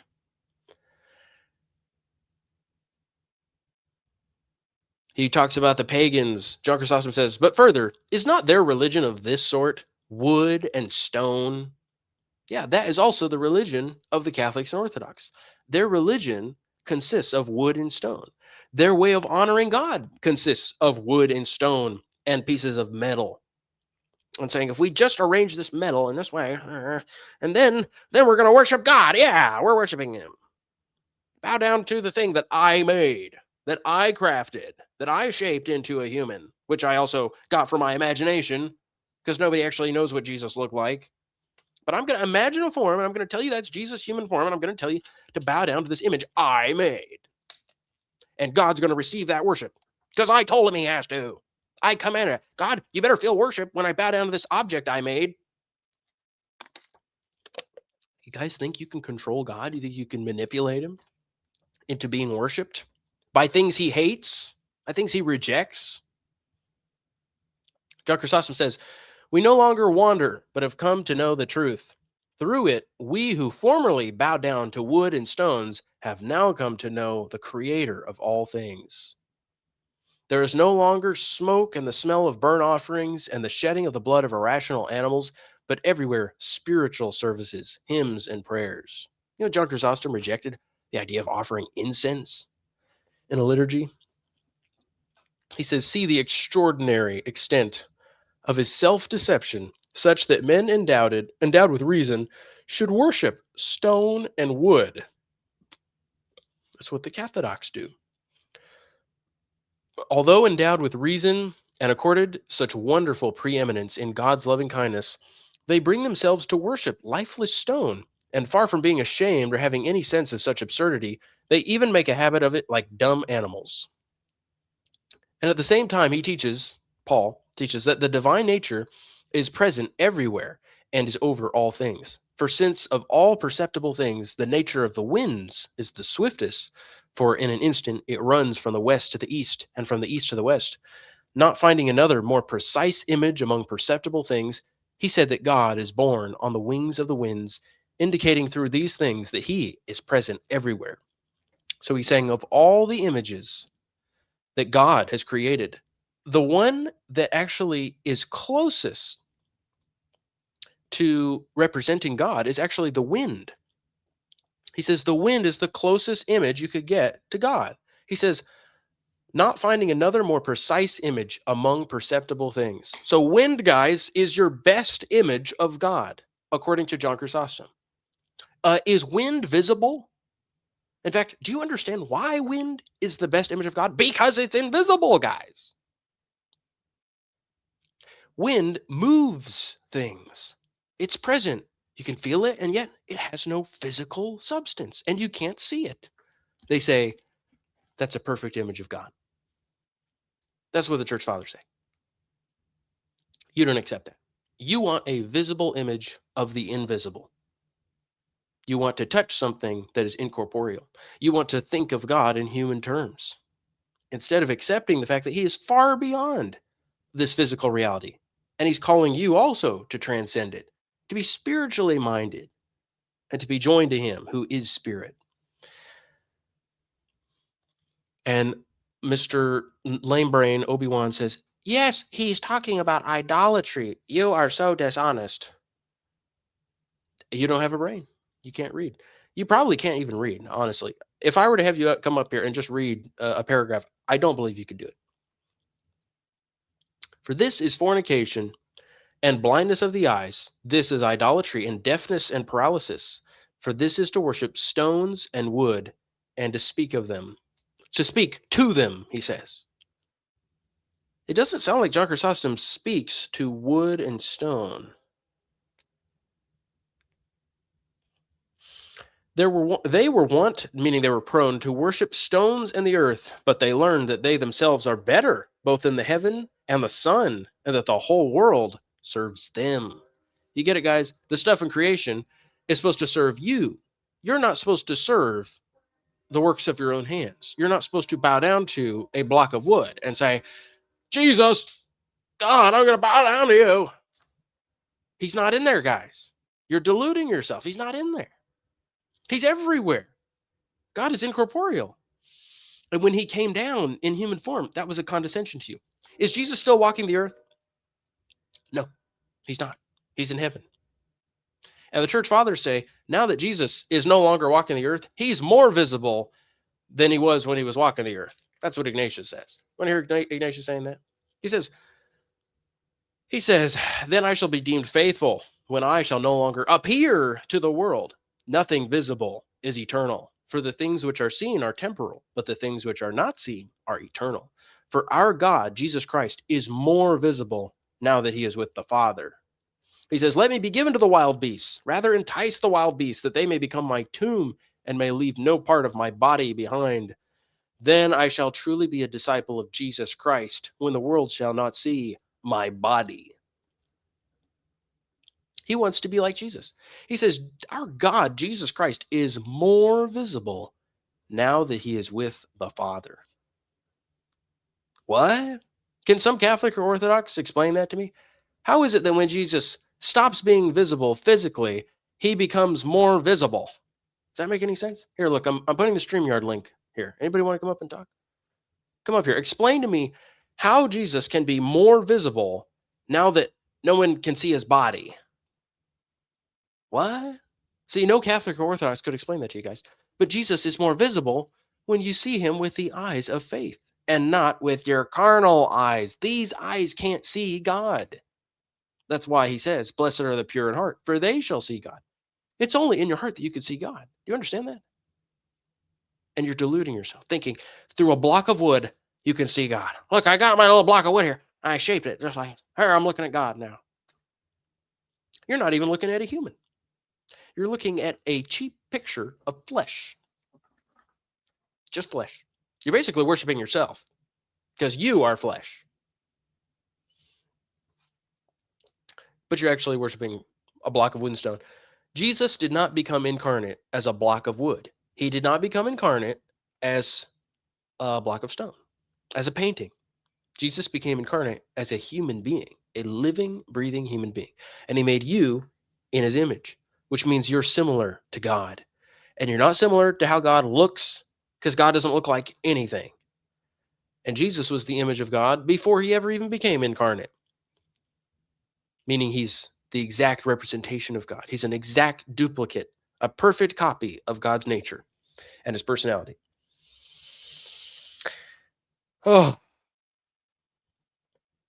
what about those other arguments Jake made? Let me go over them briefly.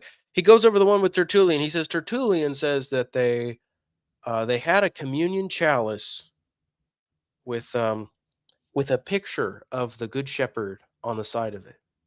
And Jake said, well, he drinks from this chalice. If you drink from a chalice and there's an image on it, your lips are technically touching the chalice. So therefore, you're kissing it. Just no honest person can make an argument like that. Like, you're not kissing it. You're drinking from it. Kissing and drinking are not the same thing. But I guess if you're convinced by an argument like that, guys, you understand you're choosing, you're basing your eternal salvation on arguments like this. You're like, well, I can stack them. I can get a whole bunch of them. I got that one. And I got the one about Jacob leaning on his staff. And I've got something else in there. The Ark of the Covenant. Yeah. Okay. All right. I can bow down to these images and offer them incense. I feel safe. I feel confident. I'm sure I'm not going to be condemned with the world. Is that all that it really took for you to learn Christian doctrine? Is that the divine revelation from God? Arguments like that? Is that how the church always taught people in the past? Have you guys ever seen how the church used to teach people? They'd say, look, I'm going to teach you the doctrine that Christ gave you, and it's practiced by all the churches, and it was there from the beginning of church history. They don't say, let me give you a really clever, weird argument to convince you to bow down to images and offer them sacrifices. You guys are too gullible. Don't be gullible. You need to care about your own soul. You understand eternity is being determined with these choices you're making.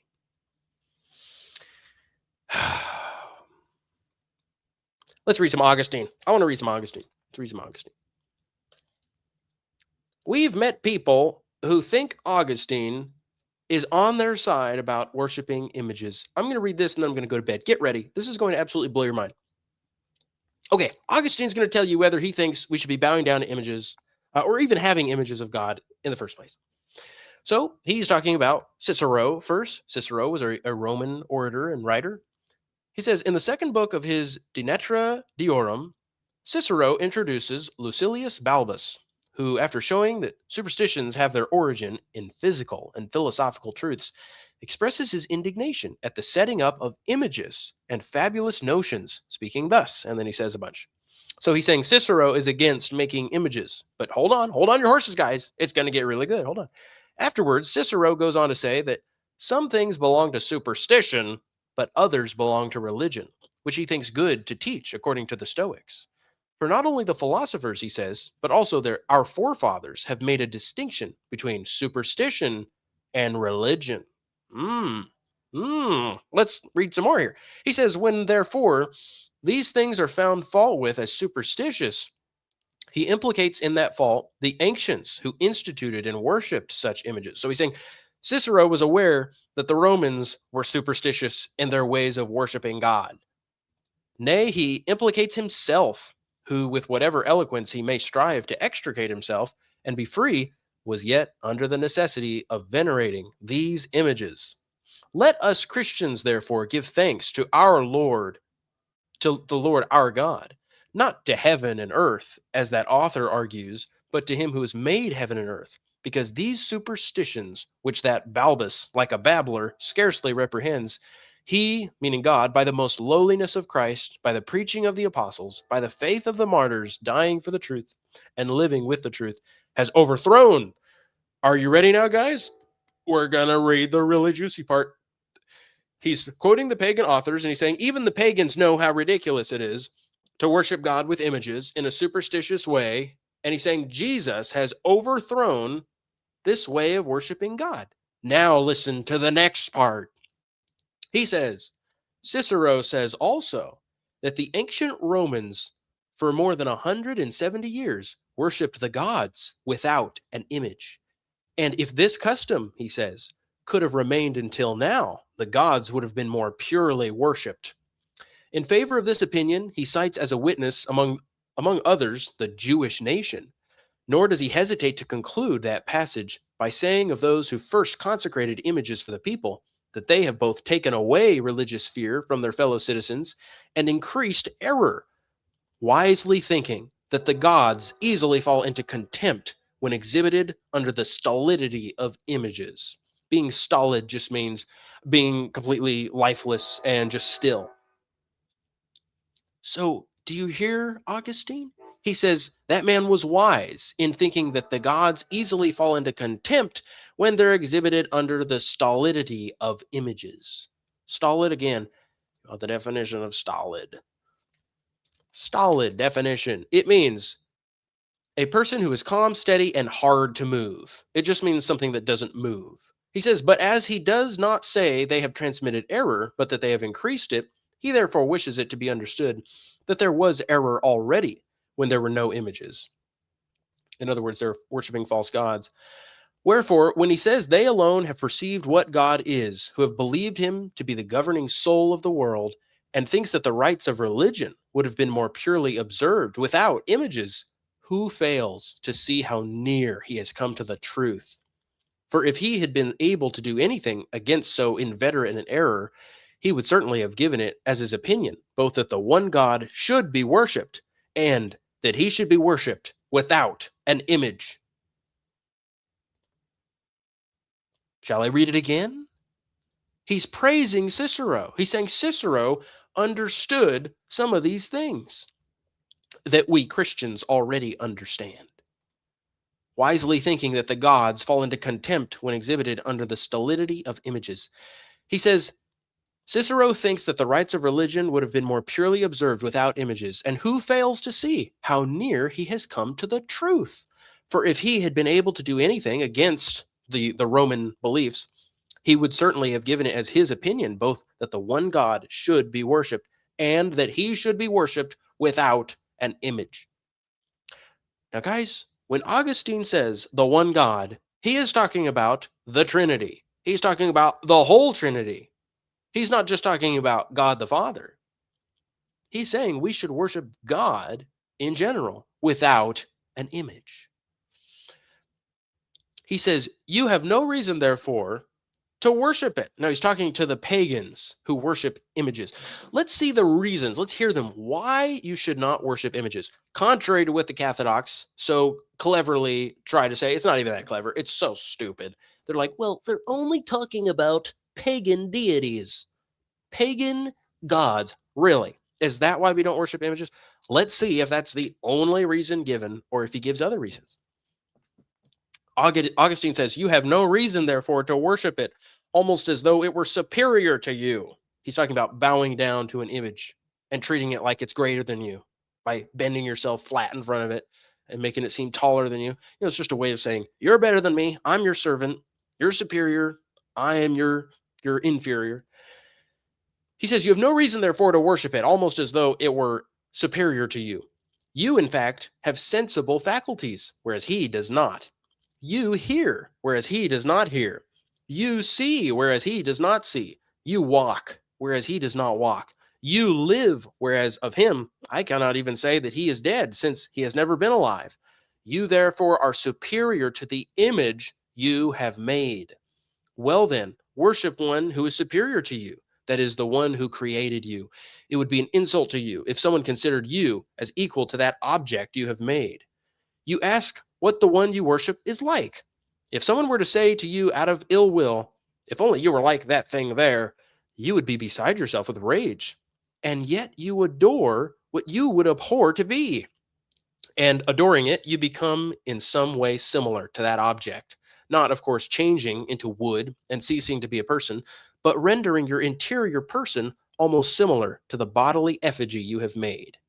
He's saying you become senseless, you become stupid when you worship something that is not alive. Here's Obi-Wan. He's still running his mouth. You lied about the homily of praise on our Father among the saints Meletius, Archbishop of Antioch. Can you go read the whole passage? I can read, but you can't read, Obi-Wan. It's every Orthodox Jew you've ever spoken to. You can't even engage on a basic conversation with them. They just can't read. And they have demons. Have no doubt, guys, every single person who bows down to lifeless images and offers them incense has demons. And you're going to scarcely find somebody to exorcise them for you. The only way to drive them out is through fasting. You have to cease the action of worshiping images. And then you actually have to fast. And then the demon will leave you. If you have worshipped images, you have a demon. Get rid of the demon. The church fathers tell you how to do it because there's nobody there to exorcise you.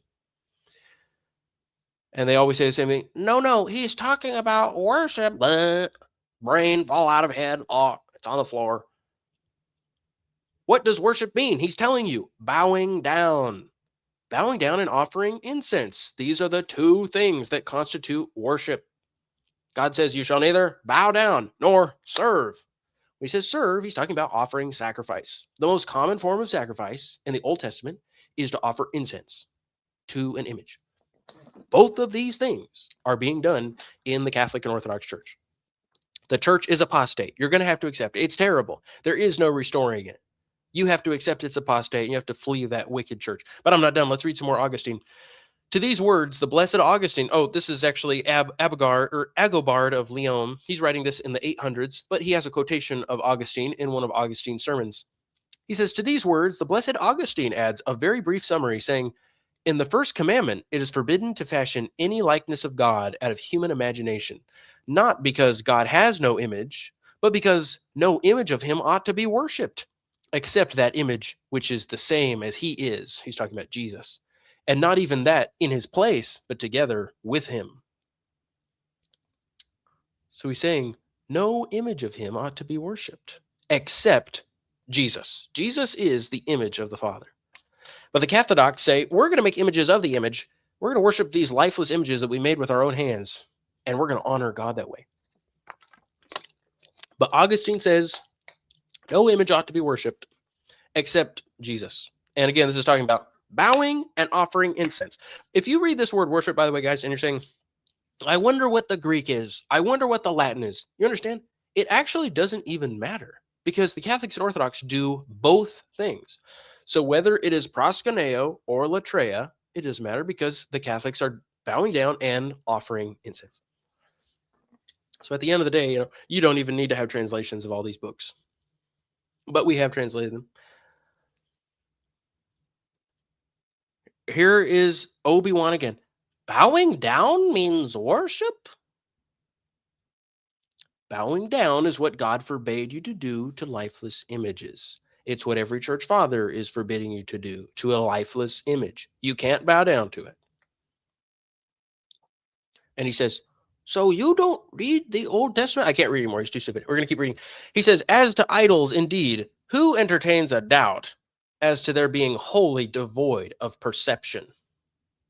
And yet, when they are placed in these temples and set on high upon thrones of honor, that they may be waited upon by suppliants and worshippers, praying and offering sacrifices, even to these idols, though devoid both of feeling and of life, do by the mere image of the members and senses of being endowed with life, so affect weak minds that they appear to live and breathe, especially under the added influence of the profound veneration with which the multitude freely renders such costly service.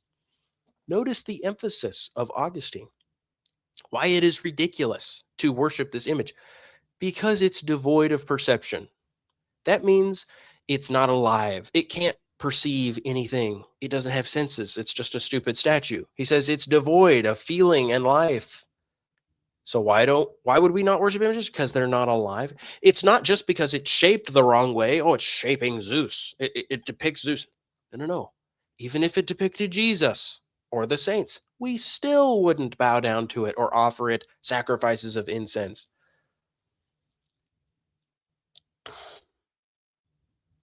To these morbid and pernicious affections of the mind, divine scripture applies a remedy by repeating with the impressiveness of wholesome admonition a familiar fact in the words, eyes do they have, but they do not see. They have ears, but they do not hear. For by these words, by reason of their being so plain and commending themselves to all people as true, are the more effective in striking salutary shame on those who, when they present divine worship before such images with religious fear, and look upon their likeness to living beings, while they're venerating and worshiping them, and utter petitions, offer sacrifices, and perform vows before them as if they were present, are so completely overcome that they do not presume to think of them as devoid of perception. That sentence probably is too long for some Orthodox. And an American man says, new sub with notifications. Any Protestant who also appeals to the church fathers is an unstoppable force by God's grace. If you have the church fathers, if you are aligned with the early church fathers teaching, then you're right. You're an unstoppable force. But the one thing you need is to be consistent. Don't use the church fathers inconsistently. Don't pick and choose which of their teachings you'll embrace and which ones you'll reject. Instead, be consistent and accept their entire consensus. That's what all of my friends, all my brothers and sisters do. We have decided we're going to listen to their consensus. If they all agree on something, we're not going to challenge it. And that is scriptural. That's in Ephesians 4. It says, God gave us the bishops in the church to bring us into the unity of the faith. That tells you, if you find that the church was unified on something from the beginning, you should cleave to that unity. Don't challenge that unity. That is given to you to protect you from falling into heresies. And right after it says that God gave the apostles and the shepherds and teachers for the building up of the body of the Christ until we all attain the unity of the faith, then it says, as a result, you are no longer to be children tossed around by all the winds and waves of false doctrine and by the trickery of men. He says, as a result of having that unity of the church fathers, you're not going to be tricked by heresies anymore. You're going to be safe. You're going to be protected. And I urge you, American man, listen to that consensus. It is a great gift that God has given us. That the vast majority of all heresies anybody's ever conceived of have been thoroughly refuted by the early church. You don't have to come up with new refutations of anything. It's been done already. And we continue with Augustine, because Augustine just never gets tired. This section's so long, it will blow your mind. It either puts you to sleep or I don't know what it'll do to you, but it's wonderful. I'm going to go to bed after this, but this is so much from Augustine. He says, the heathen find a plea for their profane rites and their idols, and the fact that they interpret with ingenuity what is signified by each of them. But the plea is of no avail, for all this interpretation relates to the creature, not to the Creator, to whom alone is due that religious service which is in the Greek language distinguished by the word latreia. But since all created things are divided into material and immaterial, the latter of which we also call spiritual, it is manifest that what is done by us under the power of piety and religion proceeds from the faculty of our souls, known as the will, which belongs to the spiritual creation, and is therefore to be preferred to all that is material.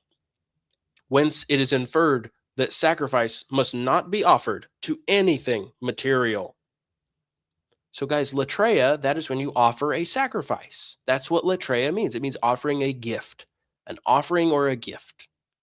So when the Catholics and Orthodox offer their incense to these images, as it says in the Second Council of Nicaea, that to these images, incense may be offered, they're saying sacrifice may be offered to images, to material. And he's saying, no, that is inherently superstitious. It's against the Christian religion that we would offer a sacrifice to something material.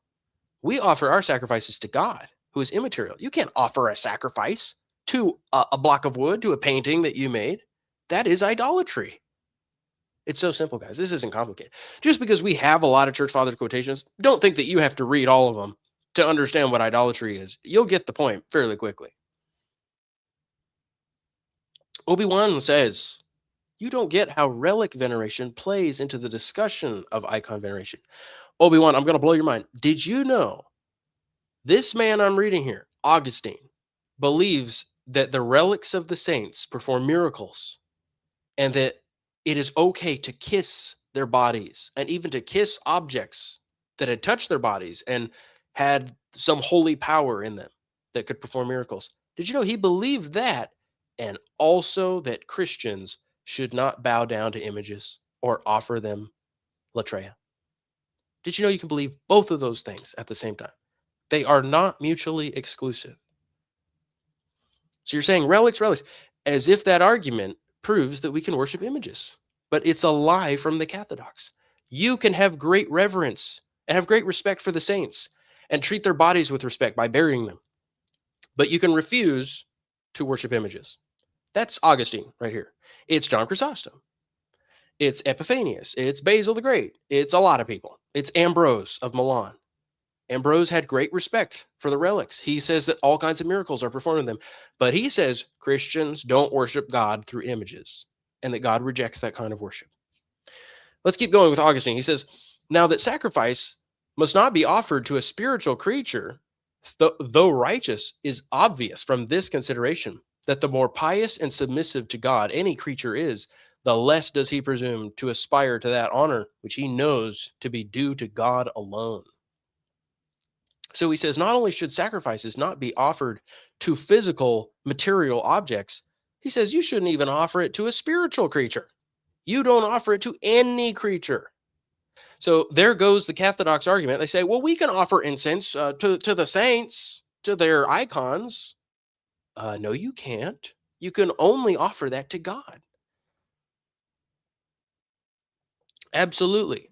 An American man is right. It's everyone in the first 550 years of the church. And I'm sure he's thinking of Gregory the Great. He's right. Even Gregory the Great, who by that time in history, in the 500s, was saying you can have images in the church. You can have it in the room where you have liturgy. Even he was saying, but you should not be bowing to the images or kissing them. He said that goes too far. That is idolatry. He says everybody who does that should be rebuked. You see, guys, you couldn't ask for a more explicit proof that this is something that gradually developed. It did not happen overnight. It's terrible. It's terrible that Israel has once again fallen in idolatry, but there's no denying that they have.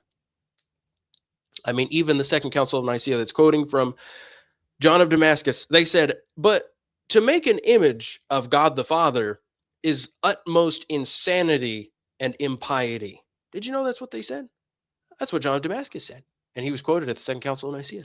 He said, if you make an image of God the Father, you've reached the ultimate extent of insanity and impiety, just meaning irreverence to God. And yet, what did the Catholics and Orthodox do? They make images of God the Father, and they worship them. How could anybody deny that this is just getting worse and worse and worse? The more time goes by, the more perverted they become.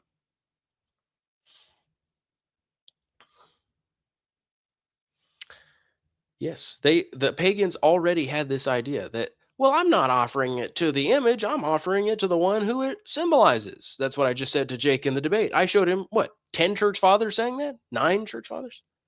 He never did respond to that. And Augustine continues, therefore, as impious presumption, whether in men or in angels, commands or covets the rendering to itself of those honors which belong to God, so, on the other hand, pious humility, whether in men or in holy angels, declines these honors when offered and declares to whom alone they are due.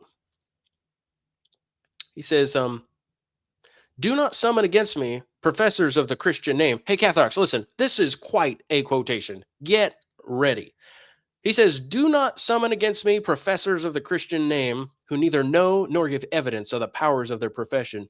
Do not hunt up the numbers of ignorant people who even in the true religion are superstitious or are given up to evil passions as to forget what they have promised to God. I know that there are many worshipers of tombs and pictures.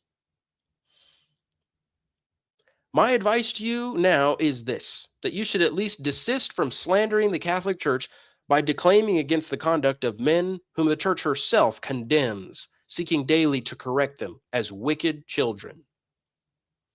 So Augustine says, I know that there are people who are bowing at the tombs and who are bowing to images. Obviously, Christian images. He says these are Christians. He says, I know they do this. But he says, the church condemns them as wicked children. Do you guys see how this was developing? Augustine approves of the honoring of the relics, meaning the remains, the bodies of the saints, but he condemns bowing down to their images at their tombs or anywhere. He does both of these, guys. They are not mutually exclusive. Isn't this an incredible statement? Thank God these things are preserved for us. Otherwise, they'd always ask us, are you some kind of conspiracy theorist? You're just creating this idea. You just imagine that this gradually got worse and worse over time and people started to allow things that they previously condemned. No, it's all there.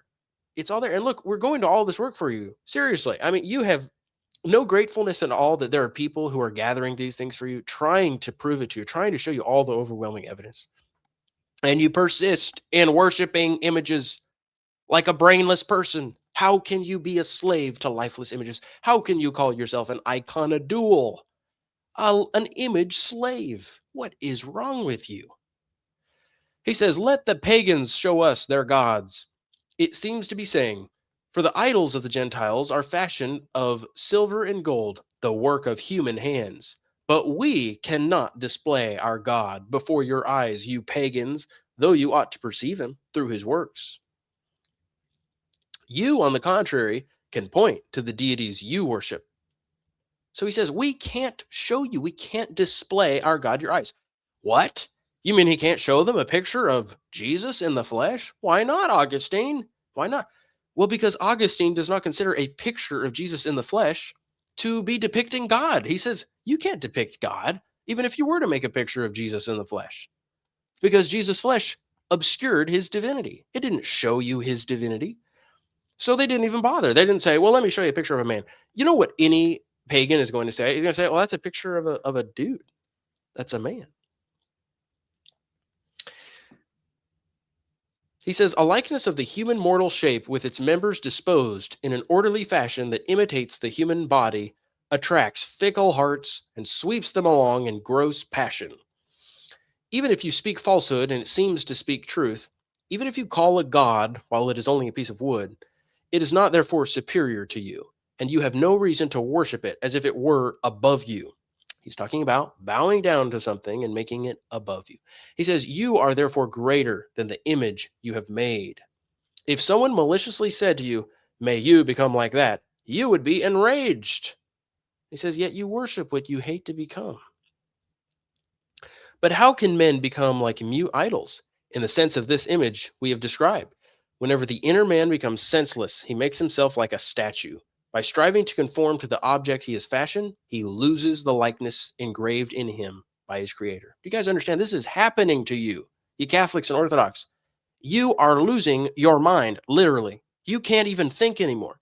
You've become so carnal. You are worshiping lifeless things, and you are losing your own perception. You're becoming like the thing you're worshiping. And you guys realize you are made up of body and soul and spirit. And as a soul, you can either incline yourself to the spirit or to the flesh. You can be conformed to the spirit or be conformed to the flesh. Do you know what that means? You can become more spiritual or you can become more fleshly. Even the soul itself, by being so attached to the flesh and just being so combined with it, the soul can become fleshly. That's what the church fathers say. It can lose its spirituality. You're becoming like an animal. Do you believe that? You're doing that to yourself. Or on the other hand, the church fathers say the soul, by cleaving to the spirit, that God-given spirit that God gave you, and which he is enhanced by even letting the Holy Spirit testify alongside it. If by cleaving to the spirit and you war against the flesh and you become separate from that flesh and you say, I'm not going to abide by you, flesh, not by your desires. I'm rising above you. You shall be my servant. You shall be my vessel, my vehicle, my tool. I will control you, flesh. You will not control me. Well, then you become like God.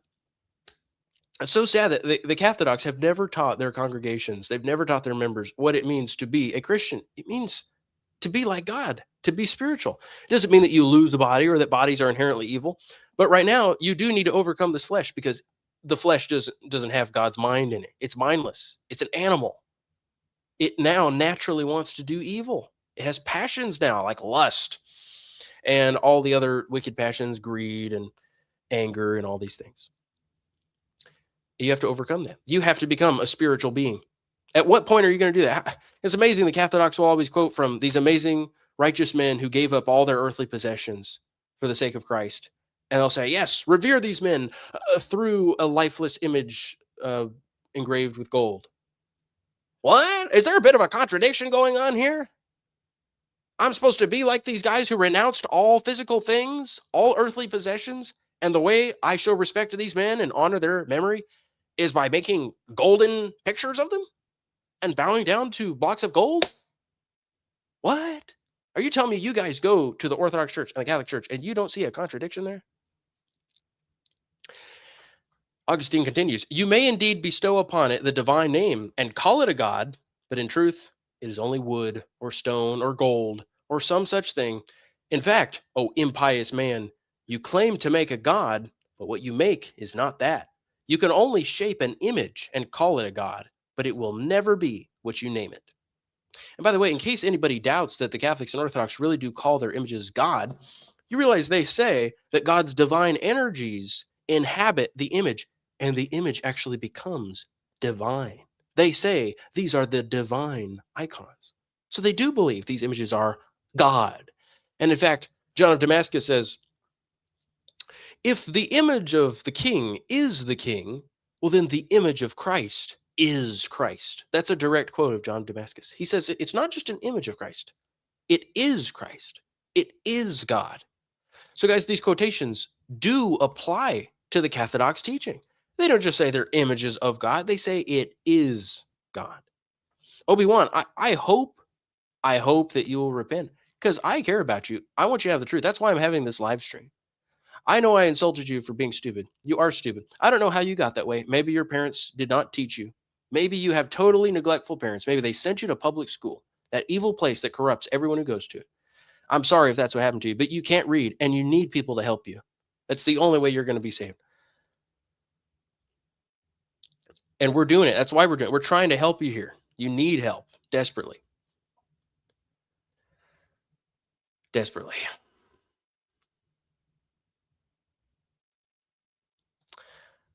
Somebody told me the stream crashed, but it didn't crash. We're still live. Everything looked good. Well, it's 2 hours. Let's finish. Let's do some more Augustine. I'm looking for some in particular from Augustine that are absolutely going to blow your mind. He says, which is worse, to hurl a stone against the image of a man or to regard a stone as the image of God? He says the other one's worse. Did you guys know the Catholics and Orthodox teach that a lifeless picture is the image of God? They teach that. A painting is the image of God.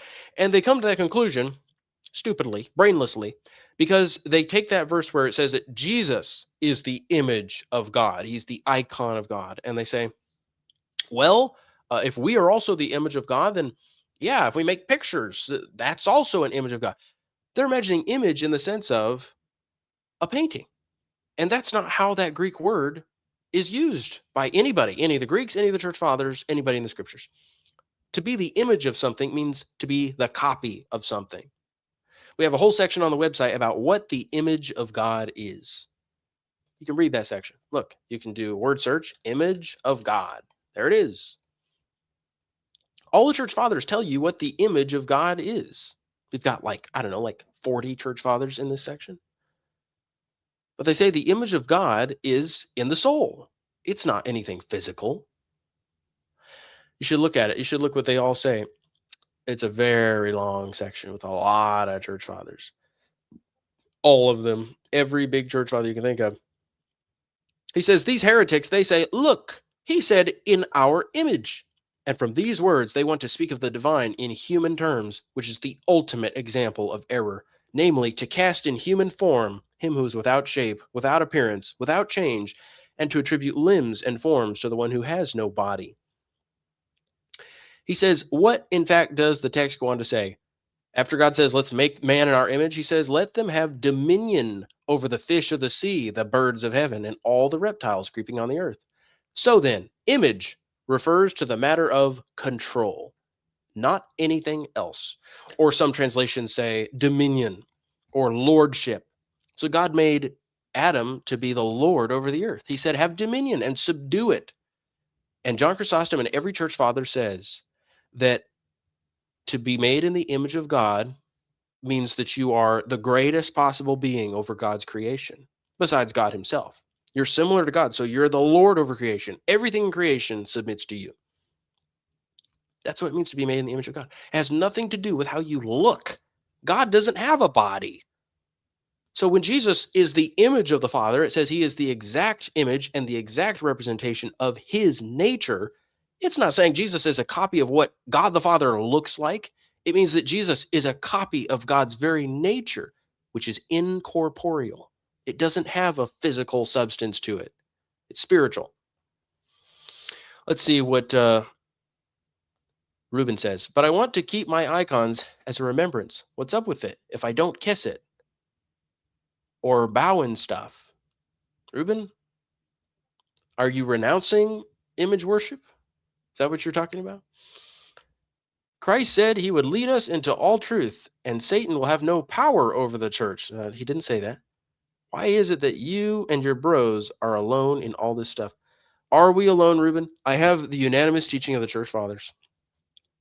I have the unanimous teaching from the church and from Christ in the scriptures that there will be an apostasy over the whole church. You have two options. You can either be under this delusion that the church cannot fall into apostasy, even though it's clearly an apostasy, and you could verify that for yourself very easily. Or the other option. You could choose to be beloved by God by separating yourself from an evil sect that tells you to worship images, tells every single one of its members, even the children, to bow down to lifeless images, to worship emperors, the images of emperors. You know, guys, in the early church, they used to want the Christians to do this one act that they considered an instant denial of the faith. They would say, bow down to the image of the emperor or offer it incense. And boom, you were considered not a Christian. You'd be excommunicated from the church. And now in the Orthodox Church, they offer incense to the images of the emperors. All Christians do it. Can you believe that? And these emperors were wicked people too. Wicked emperors. Now, no emperor can be a Christian, according to the church's original teaching. They have to renounce being emperor. Nobody can be a soldier and be a Christian. They have to renounce being a soldier. They have to renounce killing. But even by that church's corrupted standards, when they called these people Christians, you realize they weren't even baptized. You're worshiping people that weren't even baptized. You're worshiping people that were murderers, like Constantine and Irene and Theodosius. Theodosius had an entire city massacred, the city of Thessalonica. You should look up the story.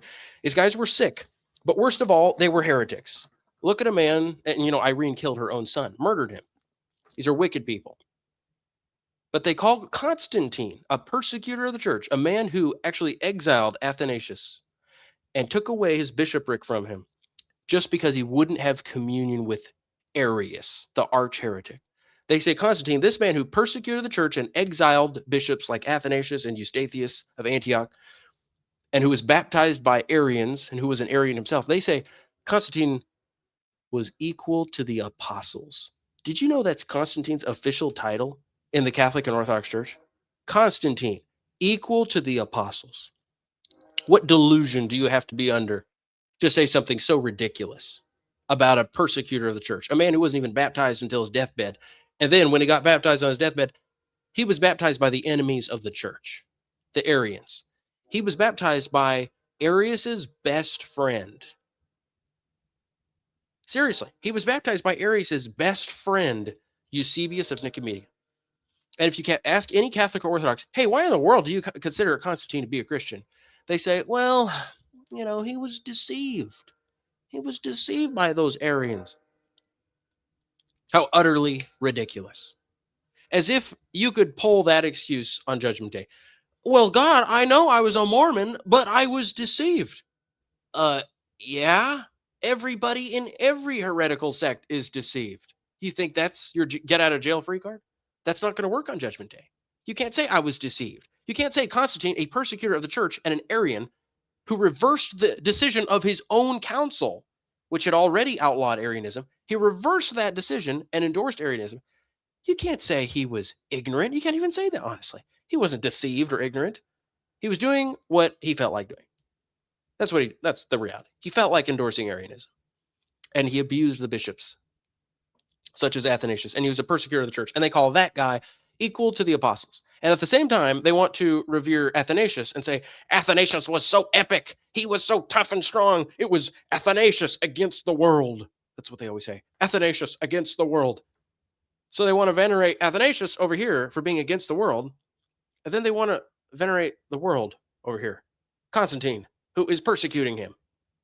It's Athanasius we're venerating, and then the world that's persecuting him. And we're going to say the guy persecuting him is equal to the apostles. What utter delusion, guys. Can you believe that? Can you believe the Orthodox Church actually does that? They want you to worship the images of people like that, emperors, and offer them incense, which used to be an instant denial of the Christian faith. Now they do it every Sunday. But what does Obi-Wan say? There is no way you read the Acts of the Council or John of Damascus. All you are doing is showing quotes of church fathers talking about idol worship. There's no way you've read it, Obi-Wan. No way you've read it. Do you see how much reading I do? You really see all this stuff we're posting here and you think we don't read? We've only heard the opposite from people. They're like, you read obsessively. You're obsessed with the church fathers. You need to go outside or something. No, we do obsessively read the church fathers. And I have read the Second Council of Nicaea. Alexander says, honestly, idol worship really is rare to find these days. I'd say iconography isn't idol worship, but it is lame. Jesus face palms at iconography. You're in the trenches clenching a picture? Lame. How are you ever going to defeat these people, Alexander, if you don't call out what it really is? God has defined idolatry. He said, you shall not make an image to bow down to it or serve it. And the word he uses for serve is latreia. It means offering gifts, offering a sacrifice. God says you can't bow down to images and you can't offer them things like incense. That was the main thing that people offered to images. So idolatry has been defined, guys. You don't need idolatry to be defined again. It's when you bow down to images and offer them gifts, such as incense. That's not complicated. How could you say iconolatry is lame, but it's not idolatry? How can you say that? Bowing down to images and offering them incense is lame, but it's not idolatry. Why is it lame then? The only reason I can think of for why it's bad is because it's idolatry. If it's not idolatry, there's nothing wrong with it. It's like saying, I think abortion is wrong, but I don't think it's murder. Well, I'm only aware of murder. That's the only sin I'm aware of. If it's not murder, what's wrong with killing the baby? It's utterly absurd. And Ruben says, at this point, you need to face Jay Dyer in a professional 2-hour. I really want to see the outcome. All this is new to me. Are you even Orthodox? Ruben, let me keep going. I'll go all night if I have to. No, I'm not Orthodox. How could I ever be Orthodox? No, I've never been in any Orthodox, Catholic, or Protestant sect. I grew up reading the church fathers. I had a strange family, strange upbringing, where my dad would read the church fathers to me and my siblings when I was a kid. And he would say, all these churches are corrupt. All these churches are teaching lies to people. And he said, we're not going to be members of any of them.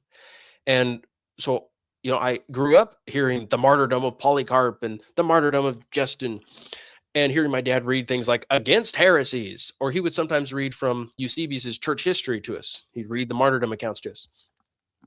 He'd just read stories, anything that he thought would be edifying to us from church history. And he'd tell us this was the ultimate church, sons, kids. He had a lot of kids. He'd say, this was the church in its purest form, and we should all be inspired and imitate them. I was inspired as a kid. As I got older, though, I decided to read the church fathers for myself more seriously.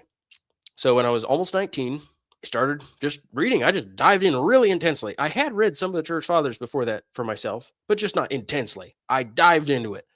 And God gave me friends who also did it with me. And we intensely studied the early church fathers and have been for 11. I've been doing 11 years. I'm 30 now. So how can I be with the Catholics or Orthodox guys? If I found that any group today, any church, any institution matched the early church's teachings, I'd be there in a second. I would not hesitate. Neither would any of my friends. Our allegiance is to Christ and to his church.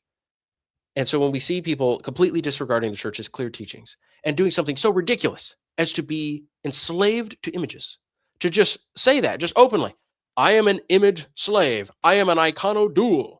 How utterly ridiculous is it? How can you do such a thing? An image slave. How can you call yourself that? You're telling everybody you are an idolater. How can you be anything else? Look up what dulia means. We have it on the website. Dulia means slavery. And we ask these people, are you a slave of images? And they'll say, the definition of dulia has changed. That's the only response I could think of. And you say, Really? It changed. What do you mean it changed? When did it change? Well, it changed, I don't know, sometime in history, I don't know. Are you speaking from knowledge here? Are you saying they declared at some council dulia does not mean slavery anymore? Because I can show you for sure in the 700s, dulia still meant slavery. In fact, John of Damascus says one of the ways that we bow down to images, one of the ways we honor them is as a doulos, a slave, to his master. And he uses the Greek word despot. The Greek word for master is despot. So he says as a doulos to his despot. That's one of the ways we venerate them. So he confirms the meaning of doulos is slavery in the 700s. He had no problem with using that word, doulos, slave. And so we say, so you believe then that it changed? You think that it would be wrong to be an image slave? Would that be a sin? Would that be idolatry? To be enslaved to a block of wood that you made with your own hands? You think that might be a little irrational, right? And they're like, yeah, the definition must have changed. And we say, when? So what happened? Were there some guys and they said, I really want to be an image slave. And some people are like, you want to be a what? And he's like, no. When I say that word slave, doulos, because remember, guys, they're speaking Greek. Like, I mean that word will have a different definition. It will just mean like respect. I want to show respect. And they'd be like, you're changing the definition of that word? Yeah, I'm changing it. It means respect. Why would you want to call yourself an image slave, though? What's wrong with you? Well, I don't want to call myself an image slave. Like, what's wrong with it? Why in the world wouldn't you use some different word? Why would you use slavery? There's something wrong with you. You're just clearly being led by a demon to say something like that you want to be a slave of lifeless images. What does free grace say? What about when they try to get around it and say it's dulia and not latria nor proskuneo? Well, they do say it's proskuneo, actually. They do say that they're performing proskynesis. That's the word they were using over and over. John of Damascus and at the Second Council of Nicaea. They say we can bow down, we can do prostration, proskynesis, but not latreia. In fact, let's go over it, guys. Let's go over latreia. What does latreia mean? It just means offering incense. That's all it means. Let's see what it means. Here we go. We're scrolling down, okay? Let's go over a couple things real quick here. God says, is it a small thing for you that the God of Israel has separated you from the congregation of Israel to bring you near to himself, to do the service? That's the word liturgeo. That's where we get the word liturgy. And by the way, liturgeo is very similar to latria or latreia. They just mean doing some kind of service. To do the service of the tabernacle of the Lord and to stand before the congregation to minister to them. And then he says, latreia.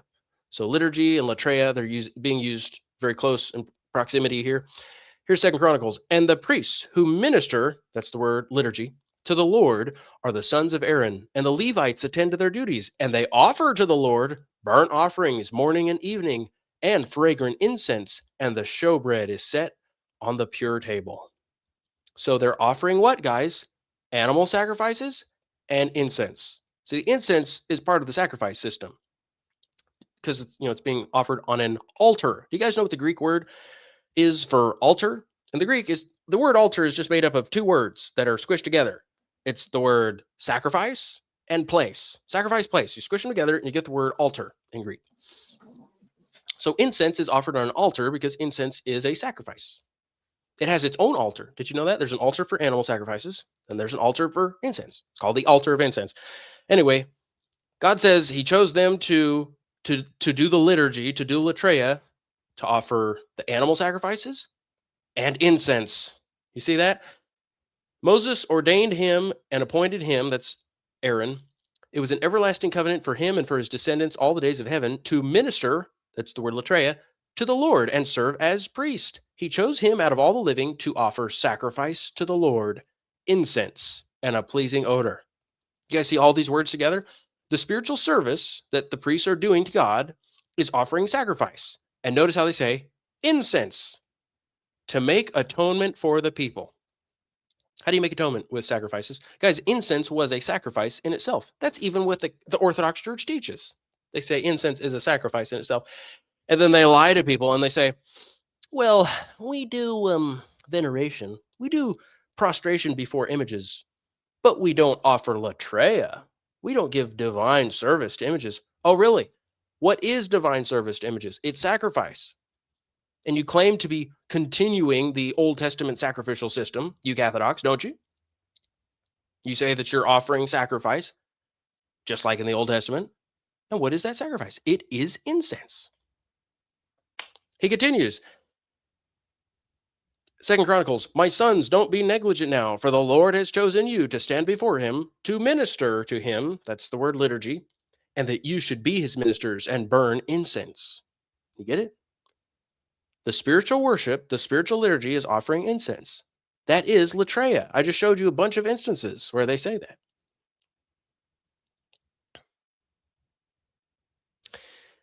They are closely connected. And when God says, you shall neither bow down nor serve images, he's saying the rest of these all these pagans, they also serve images. How do they serve them, guys? With sacrifices of animals and incense. If God sees these people bowing down and offering incense, he says they're breaking both commands, bowing down and serving. They're doing both of those things. And all throughout the Old Testament, God keeps on convicting his people, Israel, because they keep on worshiping false gods with incense. That's considered a form of divine worship. Here's Hezekiah. He removed the high places and smashed the memorial stones to pieces and cut down the Asherah. He also crushed to pieces the bronze serpent that Moses had made, for until those days, the sons of Israel had been burning incense to it. God says, because they have forsaken me and have burned incense to other gods, that they might provoke me to anger with all the works of their hands. How did they provoke God to anger? Well, by making images with their own hands and then offering those images incense. That was enough for God to say, they've forsaken me.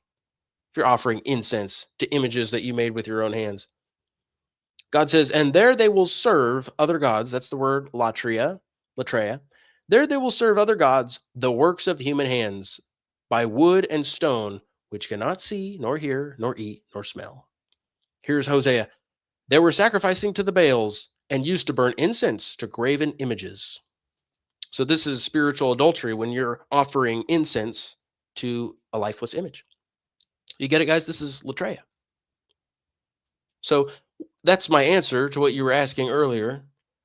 What about when they say we're not doing latreia, we're doing dulia? By the way, to say dulia, that means slavery. They're saying I'm a slave to images. I'm not doing latreia.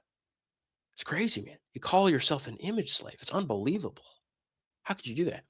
You realize the word dulia, it's the most extreme form of slavery. There are like 5 or 6 different Greek words for being a servant or being a slave. And dulia is the most extreme form of slavery. So understand, they're not just talking about like some kind of little helper. They could have used a word like um, a therapon, which means like a therapist. It means like a person who comes along and helps you, or maybe they're a companion to help you with things. Or they could have used the word deacon, or they could have used the word um, oika. What do they call it? An oikos, a house slave, household servant. Like they don't even use these nicer words. There's another one. There's another word that means like a day laborer who gets his wages.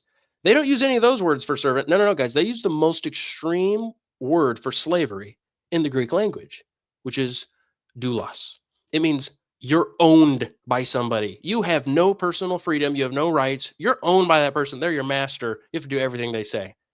That's what they say about themselves in relation to images. They say, we're image slaves. Those slaves own us. When Paul says he's a bond slave to Christ, meaning Christ owns him, that's the word doulos. He's saying God owns him. And so when you say that about an image, you're saying this lifeless thing that you made with your own hands owns you and it's your master. You can't be a slave without having a master, just so you know. So you're saying these images are your masters. You realize how ridiculous that is. You realize you're going to hell if you actually believe that. We've barely scratched the surface. And it's too late to even go much longer. I'm just reading the comments. Can you pull up John of Damascus for us? Who bowed down to others and images in the Old Testament?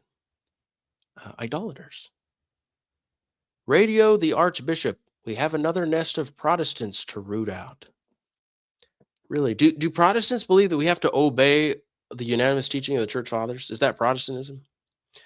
See, we're obeying the early church with total devotion and humility. And the Catholics and Orthodox, they're like, the Church Fathers were wrong about a lot of stuff.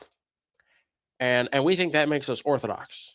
And we think you're Protestant because you just obey all the early Church Fathers. I think you've got everything mixed up, Catholics. I think you're Protestant because you are protesting the early church's teachings. You're the Protestant. We're the Orthodox. Because you know what Orthodox means? You know what orthodox means? Ortho means a straight line. Straight. You get it? And then heresy means, so straight, orthodox, straight doctrine, straight teaching, doesn't go to the left or the right. A heresy means an opinion. I mean, somebody's personal belief, somebody's personal opinion. You get it? They branch off. That's what a heresy is. Pew! So you're saying the early church is wrong. You're saying the original teaching is wrong. We need to find a point where the church went pew in that direction, and then we could say that's orthodoxy. You're not orthodox. We're orthodox because we're right there at the root. We're starting at the beginning. We're going straight. We've decided to stick with the root.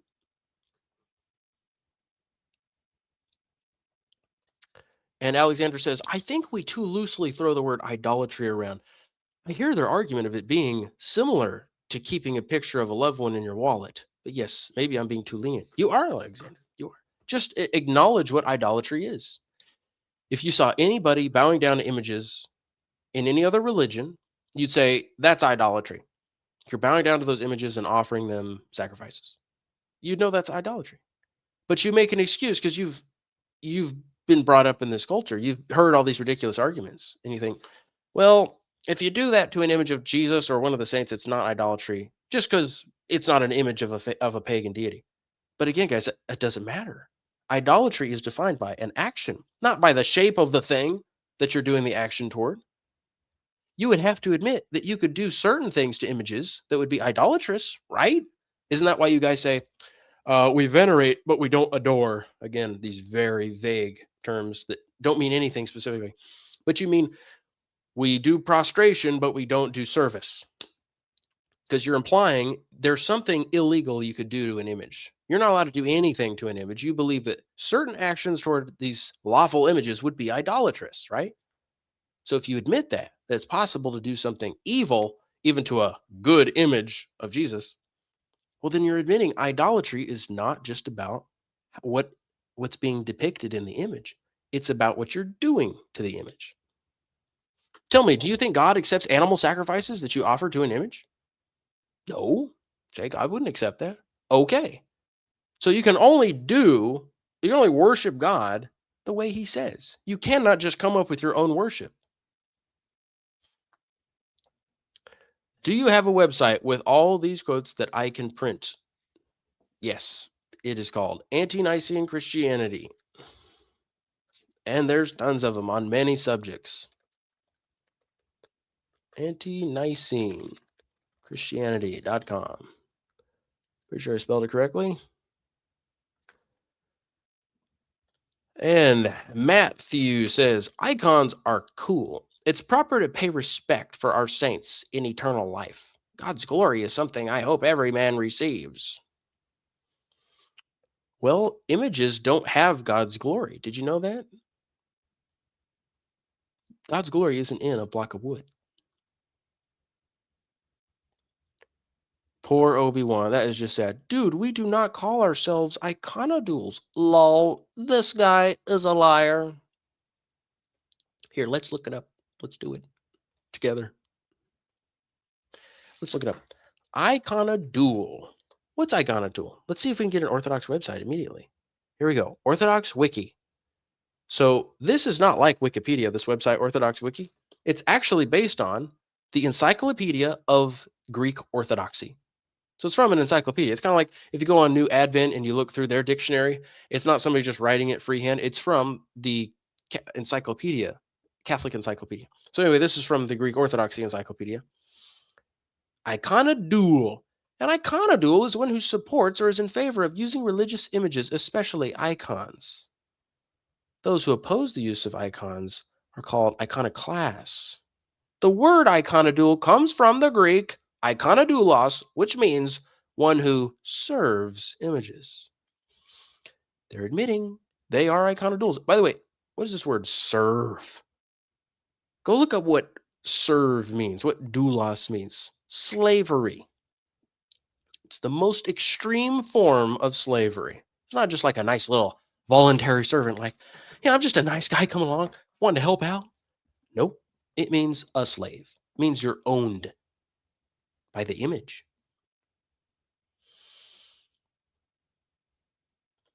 And what does Matthew say? The only thing that constitutes the highest form of worship is a priest representing the sacrifice given by Jesus to the Father. Well, there are two things wrong with that. First of all, God doesn't say only the highest form of worship is forbidden to do to images. He says, you shall neither bow down nor serve them. You understand? Bowing down is less than offering sacrifices. He forbade both of those things. So that's stupid. You're like, well, as long as you're not doing the most extreme form of worship, it's not idolatry. That's stupid. But actually, you are doing the ultimate form of worship. You know why? Because the ultimate form of worship that you can do as an individual is to offer your body as a living sacrifice to God. And what do these people call themselves? Iconodouls. They're saying their body belongs to their image. They're saying they're a slave to that image.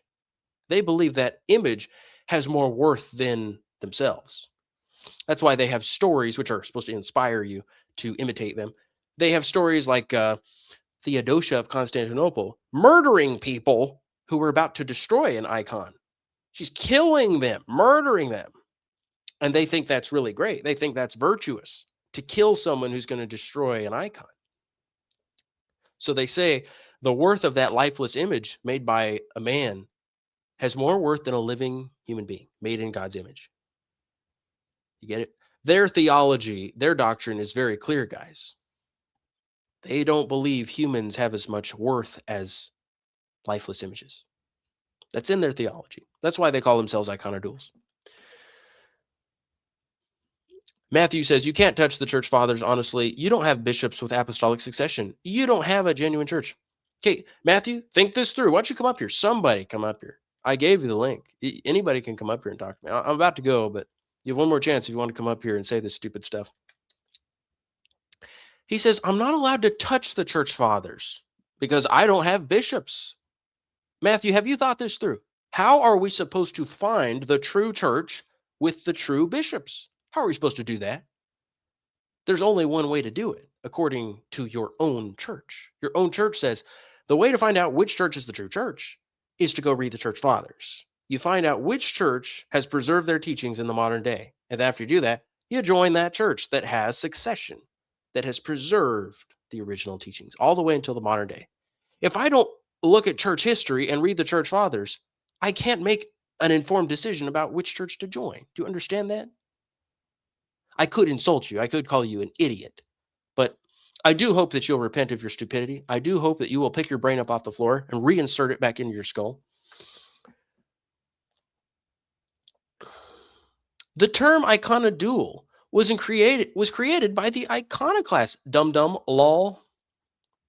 Well, don't spoil it, Obi-Wan. Don't spoil it. That's a secret. You're right. And your church calls themselves iconodouls. Isn't that incredible?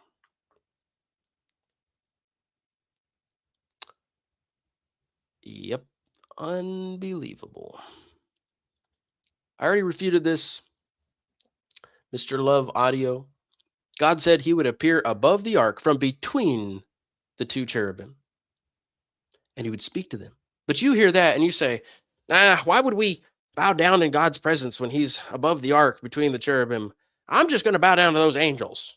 Now, I do know that those angels are themselves bowing down. They're bowing down like this. It's almost like they're bowing down to the one who's appearing above the ark between the two cherubim. But no, I'm not going to bow to the one who's actually appearing. I'm not going to bow to God. Why would I bow to God? I mean, in fact, God gets in the way here. I'm trying to worship these images of angels here, and God just has to get in here and ruin everything, just being in the room. No, I get what you're saying there, Loves Audio. You love audio.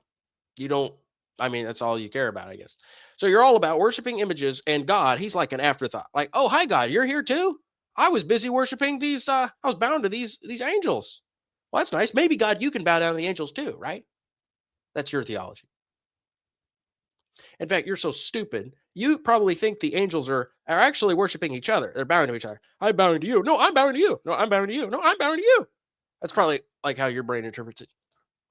You don't think of these angels as actually bowing down to God, who is appearing above the ark from between the two cherubim, like it says in Scripture. You're like, no, those angels are bowing to each other. Wait, where's my brain? There it is. Oh, here. Wait a second. They're telling me that I should be bowing to God. That's why they're bowing like this. They're saying, bow down to God like us. Wait, they're telling me I should be bowing down to God. Not to them, because that'd be insane.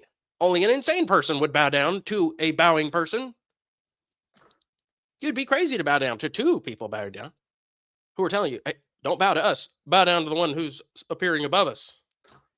Oh, Orthodox, you're so stupid. You're so stupid. How can you believe this nonsense? How? Yeah, exactly. No, you can't read and interpret the church fathers outside of our church. No. You need to let us interpret them for you. We always ask them, how am I supposed to find the correct interpretation of the church fathers or without, it's so crazy. Like, you need somebody to interpret these church fathers. Here, let me read the meme for you. Here's the meme. Join the Orthodox Church today. We've preserved all the church's original teachings. I've actually been reading the early church fathers, and they condemn the Orthodox Church on things like icon worship and going to war and divorce and remarriage. Hey, how dare you read the early church fathers for yourself? You need to let a priest interpret them for you. But how am I supposed to find the true church to interpret them for me? It's easy to find the true church. I'm obviously a real priest. It's me. Pick me. No, pick me. No, pick me. No, pick me. And you've got all the other sects. You got the Catholics. You got the Sedevacantists. You got the SSPX now. You've got the Oriental Orthodox. You've got the Assyrian Orthodox Church. And the true Orthodox Church, don't forget them. They all say, no, put your attention on me. It's me. We're the true church. Join us. We're going to interpret the fathers for you. And you're sitting here going, well, how am I supposed to know which of these people are going to interpret the fathers for me? It seems like all these guys have to be liars. And they're like, no, one of us is telling the truth. One of us. Sorry, guys. I can't know which of you is telling the truth unless I read the church fathers. And you can't know which of these guys is telling the truth unless you read the church fathers. But you're so stupid, you impulsively join one of these groups and you said, will you interpret the fathers for me? And I said, yeah. By the way, did I mention it's going to cost $500 to get baptized here? Oh, nice. Did you guys know simony is not just when you charge people money to be baptized, but you realize the original act of simony was just paying to be baptized. You realize that? Simon said, I'll give you money if you give me the gift of conferring the Holy Spirit on others. He said, I'll pay you. Not I'm going to charge other people. I'll pay you, apostles. And they said, what in the world kind of sin did you just invent? You just invented a new sin, Simon Magus. So it's going to be named after you because you just created this thing. You just created a sin called buying and selling the gift of the Holy Spirit. Crazy. And now they all do this in the Catholic and Orthodox Church. Everywhere. Buying and selling the gift of the Holy Spirit. Incredible. You guys realize that is one of the worst possible sins you could ever commit, and they do it every day. I actually called in to Josiah Trenham's church. I was asking them about it. How much do you guys charge? Spoke to the secretary. They really do. Guys, all these people, all these Orthodox churches charge you money. And you ask them, what do you need all that money for? And I got this woman, she's like, well, it's to pay for the cleanup, if the water spills on the floor, that's why you're paying us hundreds of dollars. I'm thinking, man, oh man, I mean, You're telling me you can't get somebody just to volunteer and clean the water off the floor? That costs hundreds of dollars? They're like, well, we got to get somebody to. You can't even get a volunteer. Look, I'll save a few $100s. I'll go ahead and clean it. Will you let me do it? No, it costs money. You got to pay for your baptism. Paid in full. The Protestants, they have their version of paid in full. It's when Jesus dies on the cross for your sins, and that just means you can sin as much as you want after that. The free gracers believe that. And then the Orthodox have their version of paid in full, which is you literally open your wallet and paid them the money. Both of you guys, how can you pervert everything? So I'm sitting here going, I got to pay money to be baptized. Yep, it's going to cost a few $100s. Remember, Jesus said the worker is worthy of his wages. I see. So you can charge money for the sacraments. So are you going to charge me money for the Eucharist too? I didn't say that. I'm not going to charge you for the Eucharist. Well, why not? If you can charge for one of the sacraments, why can't you charge for the other one? Oh, wait a second. I never thought about that. Oh, I never even thought of that. Oh, yeah. By your logic, you should be able to charge people to have the Eucharist because the workman is worthy of his wages. By the way, aren't you already getting paid a salary? You Orthodox and Catholics priests, aren't you guys getting paid a salary? Isn't the average Orthodox salary like $100,000 a year? Go look up the statistics. One of them said $130,000, and it's even more now, guys, because there's so many people joining their churches. So you're already getting a salary, and you got to charge me $300, $500, in some cases $1,000 for a baptism. What's great, guys, is if you were honest and you went and looked at the early church's teachings and you went and compared it to what the church teaches today, it wouldn't take you long to see that they are utterly apostate. It wouldn't take long. You realize because they're apostate in almost everything you can think of. That's why on the website we have like 40 heresies. Let's see if I can quickly jot off a few real quick here. Okay, let's name all the biggest sins that they are practicing and that they teach is lawful. Murder. They say that you can go to war and kill people in war. They say it's necessary to kill people in war. What did the church teach on this issue from the beginning? They said if you go to war as a soldier, if you kill anybody, you are excommunicated for like 10 years. And did you know in the Orthodox Church, even to this day, if you kill somebody, you are excommunicated for a minimum of 3 years? Did you know that? So they can't even get rid of it. They've decided for some reason not to overrule this. They say sometimes you have to go to war, but you will be excommunicated if you kill anybody. That's what they teach. So I'm cut off from communion. They're like, yeah, well, whatever. Who cares? So you're telling me I can go to war and kill people, and the excommunication means nothing. It's just fine. First, you're going to tell me you need to be in our church so that you can have the sacraments. And also, you can go to war and kill people. And it's fine if you get cut off from communion. Who cares?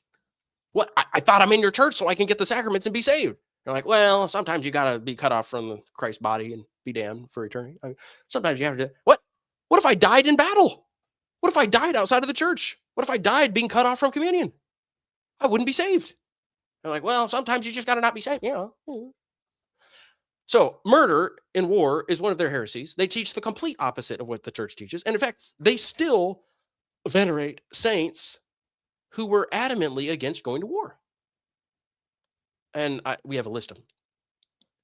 So murder. Yeah, that's a pretty big one. That's a slightly big one. I don't know. Murder, for some people, that's not as big of an issue. But murder, adultery, they allow their people to be married and then divorced and then remarried up to 3 times. 3 marriages. That's called adultery. The whole church forbade that from the beginning. My brother Nolan just made a 4-hour and 20-minute video on this subject, getting every single church's father's testimony on it. It is unanimous for the first 400 years. This is adultery. You would be excommunicated for more than 10 years. In fact, a lot of them believe that adultery is worse than murder. And yet the priests are allowing people to do this. Murder, adultery, idolatry. Not everybody goes to war. And not everybody gets divorced and remarried. It's only about 50% of all the Orthodox. But 100% of Orthodox and Catholics are idolaters. They bow down to images and they offer incense. And they offer them all kinds of other gifts that they can think of. And they call themselves image slaves. And if you're a Catholic, you go beyond it. You pray these prayers. What do they call these prayers? Somebody knows. If there's a Catholic in the chat, you know what you say to Mary. You say, I offer myself, my entire self, as a sacrifice to thee, Mary. O Theotokos. So they offer themselves as sacrifices to Mary. in the Bible, it says, offer yourself as a living sacrifice to God. And he says, this is your rational, your reasonable latreia, your worship. And then the Catholics say, we offer our sacrifice, we sacrifice ourselves to Mary. Yeah, that's blasphemy. What else do they do? Simony, that's a fifth one. So blasphemy, they call Mary sinless. They call her Queen of Heaven. Catholics offer themselves as sacrifices to Mary. The fifth one is simony, buying and selling the sacraments. What else do they do? I mean, they do so many other bizarre things, but they deny so many teachings of the church on so many different issues. We have made a catalog of them. You want to see? I'm about to end the stream, but here we go. If you want to see what the early church says about these wicked people. How could you be with these people? Idolaters. Worshiping not just images of Jesus and the saints. That's bad enough because God rejects that. He doesn't allow it. But they actually worship images of the emperors. They do the very thing that used to constitute an instant denial of Christ. They worship images of evil emperors, heretical emperors. The church fathers say heretical emperors. A heretic's even worse than a pagan. And you've got heretics like Constantine, who was an Arian and a persecutor of the church. They also venerate images of murderers like Theodosia, I mentioned earlier, gladiators, Buddha, and non-existent people. You guys realize they literally made Buddha into a saint, and now they worship images of him. You couldn't make up this stuff. The Orthodox have a special heresy, the Collyridian heresy, where they chop off a piece of the loaf, the communion loaf, and they offer it in Mary's name. This is a heresy that occurred in the late 300s, and it's talked about by Epiphanius. He says there's this crazy sect that recently appeared where they're offering loaves in Mary's name, Eucharist loaves. And we know it comes from a Gnostic sect. In fact, there's a Gnostic book called the Six Books Apocryphon. It's a Gnostic writing, and it's apparently one of the sources of this teaching, that they say you should offer a loaf from the communion loaf, the Eucharist loaf, in Mary's name. And now it's mainstream in the Orthodox Church. They are Gnostics. I have no idea how that became mainstream, but it's true. And you can look it up. You can look at our articles on it.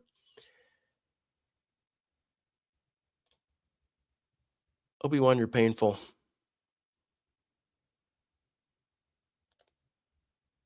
They're fighting in the comments. Yes, I know. They have the cult of the saints. They're devoted to particular saints. They take them as patrons. And you got to laugh at their patron saints, too. They have the most ridiculous list of patron saints. Go look up. If you want a good laugh, one of the best laughs I've ever had was reading a list of the patron saints. It's everything. You've got a patron saint of lost car keys, toothaches, and then they've got different saints. One of them for if you're on the receiving end of artillery, like cannon fire, and another one if you're operating artillery cannons. So you're praying to one saint if you're getting bombarded with the artillery shells, and you pray to another saint if you're the one actually shooting them. So you've got like saint wars, fighting each other. You guys realize you can have a Catholic or an Orthodox person. They're part of the same religion. They're part of the same denomination. Like you've got an Orthodox guy in Russia and an Orthodox guy in Ukraine. They're part of the same church, and they're killing each other. And they both believe that God wants them to do it and that God is blessing them for fighting for their country. Is that not insane? That is insanity. Anyway, we'll just go quickly. Idolatry. Worshiping images of emperors, murderers, gladiators, Buddha, and non-existent people. Blasphemy when they say Mary is sinless or Queen of Heaven. They've got the Collyridian heresy where they're offering loaves.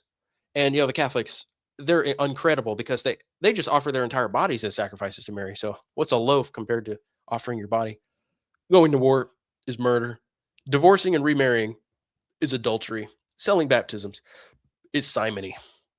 Judaizing, that is offering incense in liturgies, is Judaizing. It's a form of worship God completely rejects. He has completely abolished the Jewish sacrificial system. He does not consider you a Christian if you get circumcised, if you offer animal sacrifices, or if you offer him incense. You are not allowed to offer incense. Again, they teach evolution, Darwinian evolution, that you evolved from a monkey and that you, for thousands of years, millions of years almost, there's death. even human beings dying. And who knows how they justify any of this complete nonsense. But they believe, on the one hand, that God created death. He called it very good. And then that he came to save you from death. Absolute wickedness. They have false ordinations. Their emperors throughout history have have controlled the ordinations of bishops. Men like Ambrose, John Chrysostom. Unfortunately, it's terrible. I love John Chrysostom. But his ordination was done by an emperor and by one of the emperor's eunuchs. He chose him to be Bishop of Constantinople. Nectarius was chosen, Tarasios, and who knows? I mean, more than we could ever count are being chosen by emperors to be the bishops. Prostitution. In the Orthodox and Catholic churches, they allow their women to show off their bodies, to show their legs. They've convinced these women that they can wear these dresses that go up to the knee, or they're even above the knee sometimes. And they say, yeah, that's modest. You don't want to be wearing jeans. You want to be actually showing your skin. They're like, it'd be more modest if you wore one of those short dresses. And those priests are like, oh yeah, can you wear one of those dresses? Yeah. And let me see your arms, let me see your neck and your shoulders and your face. Make sure you're wearing makeup and lots of jewelry. The priests love that. So they're pimps. They've got these prostitution rings going, these brothels that they call parishes, where the women they think that on Sunday they need to dress up like a harlot, like more than other days. They say Sunday best. That means getting completely decked out in makeup and jewelry and these outrageous clothes and this outrageous hairdo, which all the church fathers call prostitution. They send their kids to public school. None of these people homeschool their kids anymore. They send their kids to public school to go and absolutely be destroyed by the public school system, by the teaching of evolution and casual sex and drugs and homosexuality and things that are unimaginable even to me, because I was not public school. But every time I meet anybody who's gone through the system, they tell me things I just could never have imagined. That is not just neglect, that's abuse of children. Every parent that sends their kid to public school. And then women working outside of the home, that ought to be a heresy all in itself. And then these priests, just to make sure you know that they are absolute effeminate weirdos and that they are not at all in a continuation of the early church, whether they're in the Catholic or Orthodox Church, they make sure to make visible signs of their effeminacy. So in the Catholic Church, they all shave their beards off. And in the Orthodox Church, they wear long hair like women. And they say, we've just got two different versions of effeminacy just to remove all doubt that we are effeminate homos. They say, yeah, we're going to make sure. By the way, the church used to expel people for that. Used to actually excommunicate people for that. Even the Orthodox Church up until recent times, only a couple hundred years ago, well, more like 300 years ago. But you can read in the Pedalion or the Rudder, their big book that the Eastern Orthodox love to death, that has collected all the canons of the church and church history. And it says, if a priest has long hair, he's subject to the penalty of excommunication. But now they allow it. They've also got their heresy of exposing corpses of the saints. They don't bury them. They put them in big glass boxes. It's just desecrating their bodies. It's the worst, most insulting thing you could ever do to them. They have their incorrupt saints heresy. They claim that the bodies of the saints don't decompose. And then they show pictures of skeletons. They're like, see, they don't even get corrupted. They don't even decompose. And you say, did you look at the picture? I'm like, what? I'm like, look at that picture. It's a skeleton. I'm like, oh, right. Oh, well. An incorrupt saint actually can begin to become corrupt after a few centuries. Did you know they actually teach that? Well, it was incorrupt. Okay. Next. All right. They've also condemned the doctrine of the millennium, that Christ will reign on the earth for 1,000 years. They condemn the teaching of the church that the angels came down and had relations with women and bore the Nephilim. They condemn that. They actually say it's blasphemy, a lot of them. A lot of their top church fathers say that's blasphemy. How ridiculous. They have this ridiculous heresy called their binding and loosing heresy. Now, there is a correct version of binding and loosing, which is when a bishop withholds the Eucharist from you because you've not yet repented of your sins, or you've not shown by your deeds that you are repentant. That's the correct definition of binding and loosing. When a bishop observes people in his congregation and either gives them the Eucharist or withholds it because they show that they're unworthy to receive it. But the Catholics and Orthodox have twisted this doctrine and given it a completely new meaning. When they say binding and loosing is actually when we just completely change the doctrines of the church whenever we feel like it. They said, we could take something that used to be condemned as a heresy and used to get you excommunicated, and we can actually say this is a good thing that you have to do, like bowing to images or offering incense in liturgy. or saying that Mary is sinless. Saying we can reverse the church's doctrine on this issue and say that you have to believe it, even though it was condemned before. Or we can condemn something that the church said you have to believe. They say that's our authority, binding and loosing. They've completely changed the definition of that doctrine. They have their infamous gates of Hades heresy, where they deny the church's doctrine of the apostasy, that there will be an apostasy. During the Arian crisis, they believed it was happening. They weren't shocked. They said, well, here's the apostasy. Jesus should arrive any day now. They didn't believe it was impossible for the whole church to fall into apostasy. They believed it was inevitable. And we always hear these people respond and say, well, clearly the church has recovered. Yeah, the church has really recovered. The church is totally not in apostasy. They worship their riches. They have salaries. That's a massive heresy. They practice usury. I see there's a Muslim in there. We're not Muslim. Muslims are heretics just as much as Catholics and Orthodox. But at least they don't practice usury. It's amazing, guys. You're letting the Muslims outdo you. These satanic people, you're letting them outdo you with things like making their women more modest than your women and forbidding usury, teaching their children to memorize their disgusting false scriptures. But in the church, people don't memorize scripture anymore. They have a lot of children. The Muslims are very serious about that. But the Catholics and Orthodox can't even get their people under control with birth control and all that. It's terrible. There are many other things that the Muslims show up the Christians on to our shame. And that's why God is letting them grow in numbers. It's to punish Christians. Christians deserve it. And it'll be a good thing if Islam starts doing worse things. I don't know if YouTube will let me say, but I mean, if persecution came back to the church, it would make people more fervent, more devout. It's another thing that the Muslims don't allow people to bow down to images and offer them incense. They are still idolaters because they have that stupid rock at Mecca.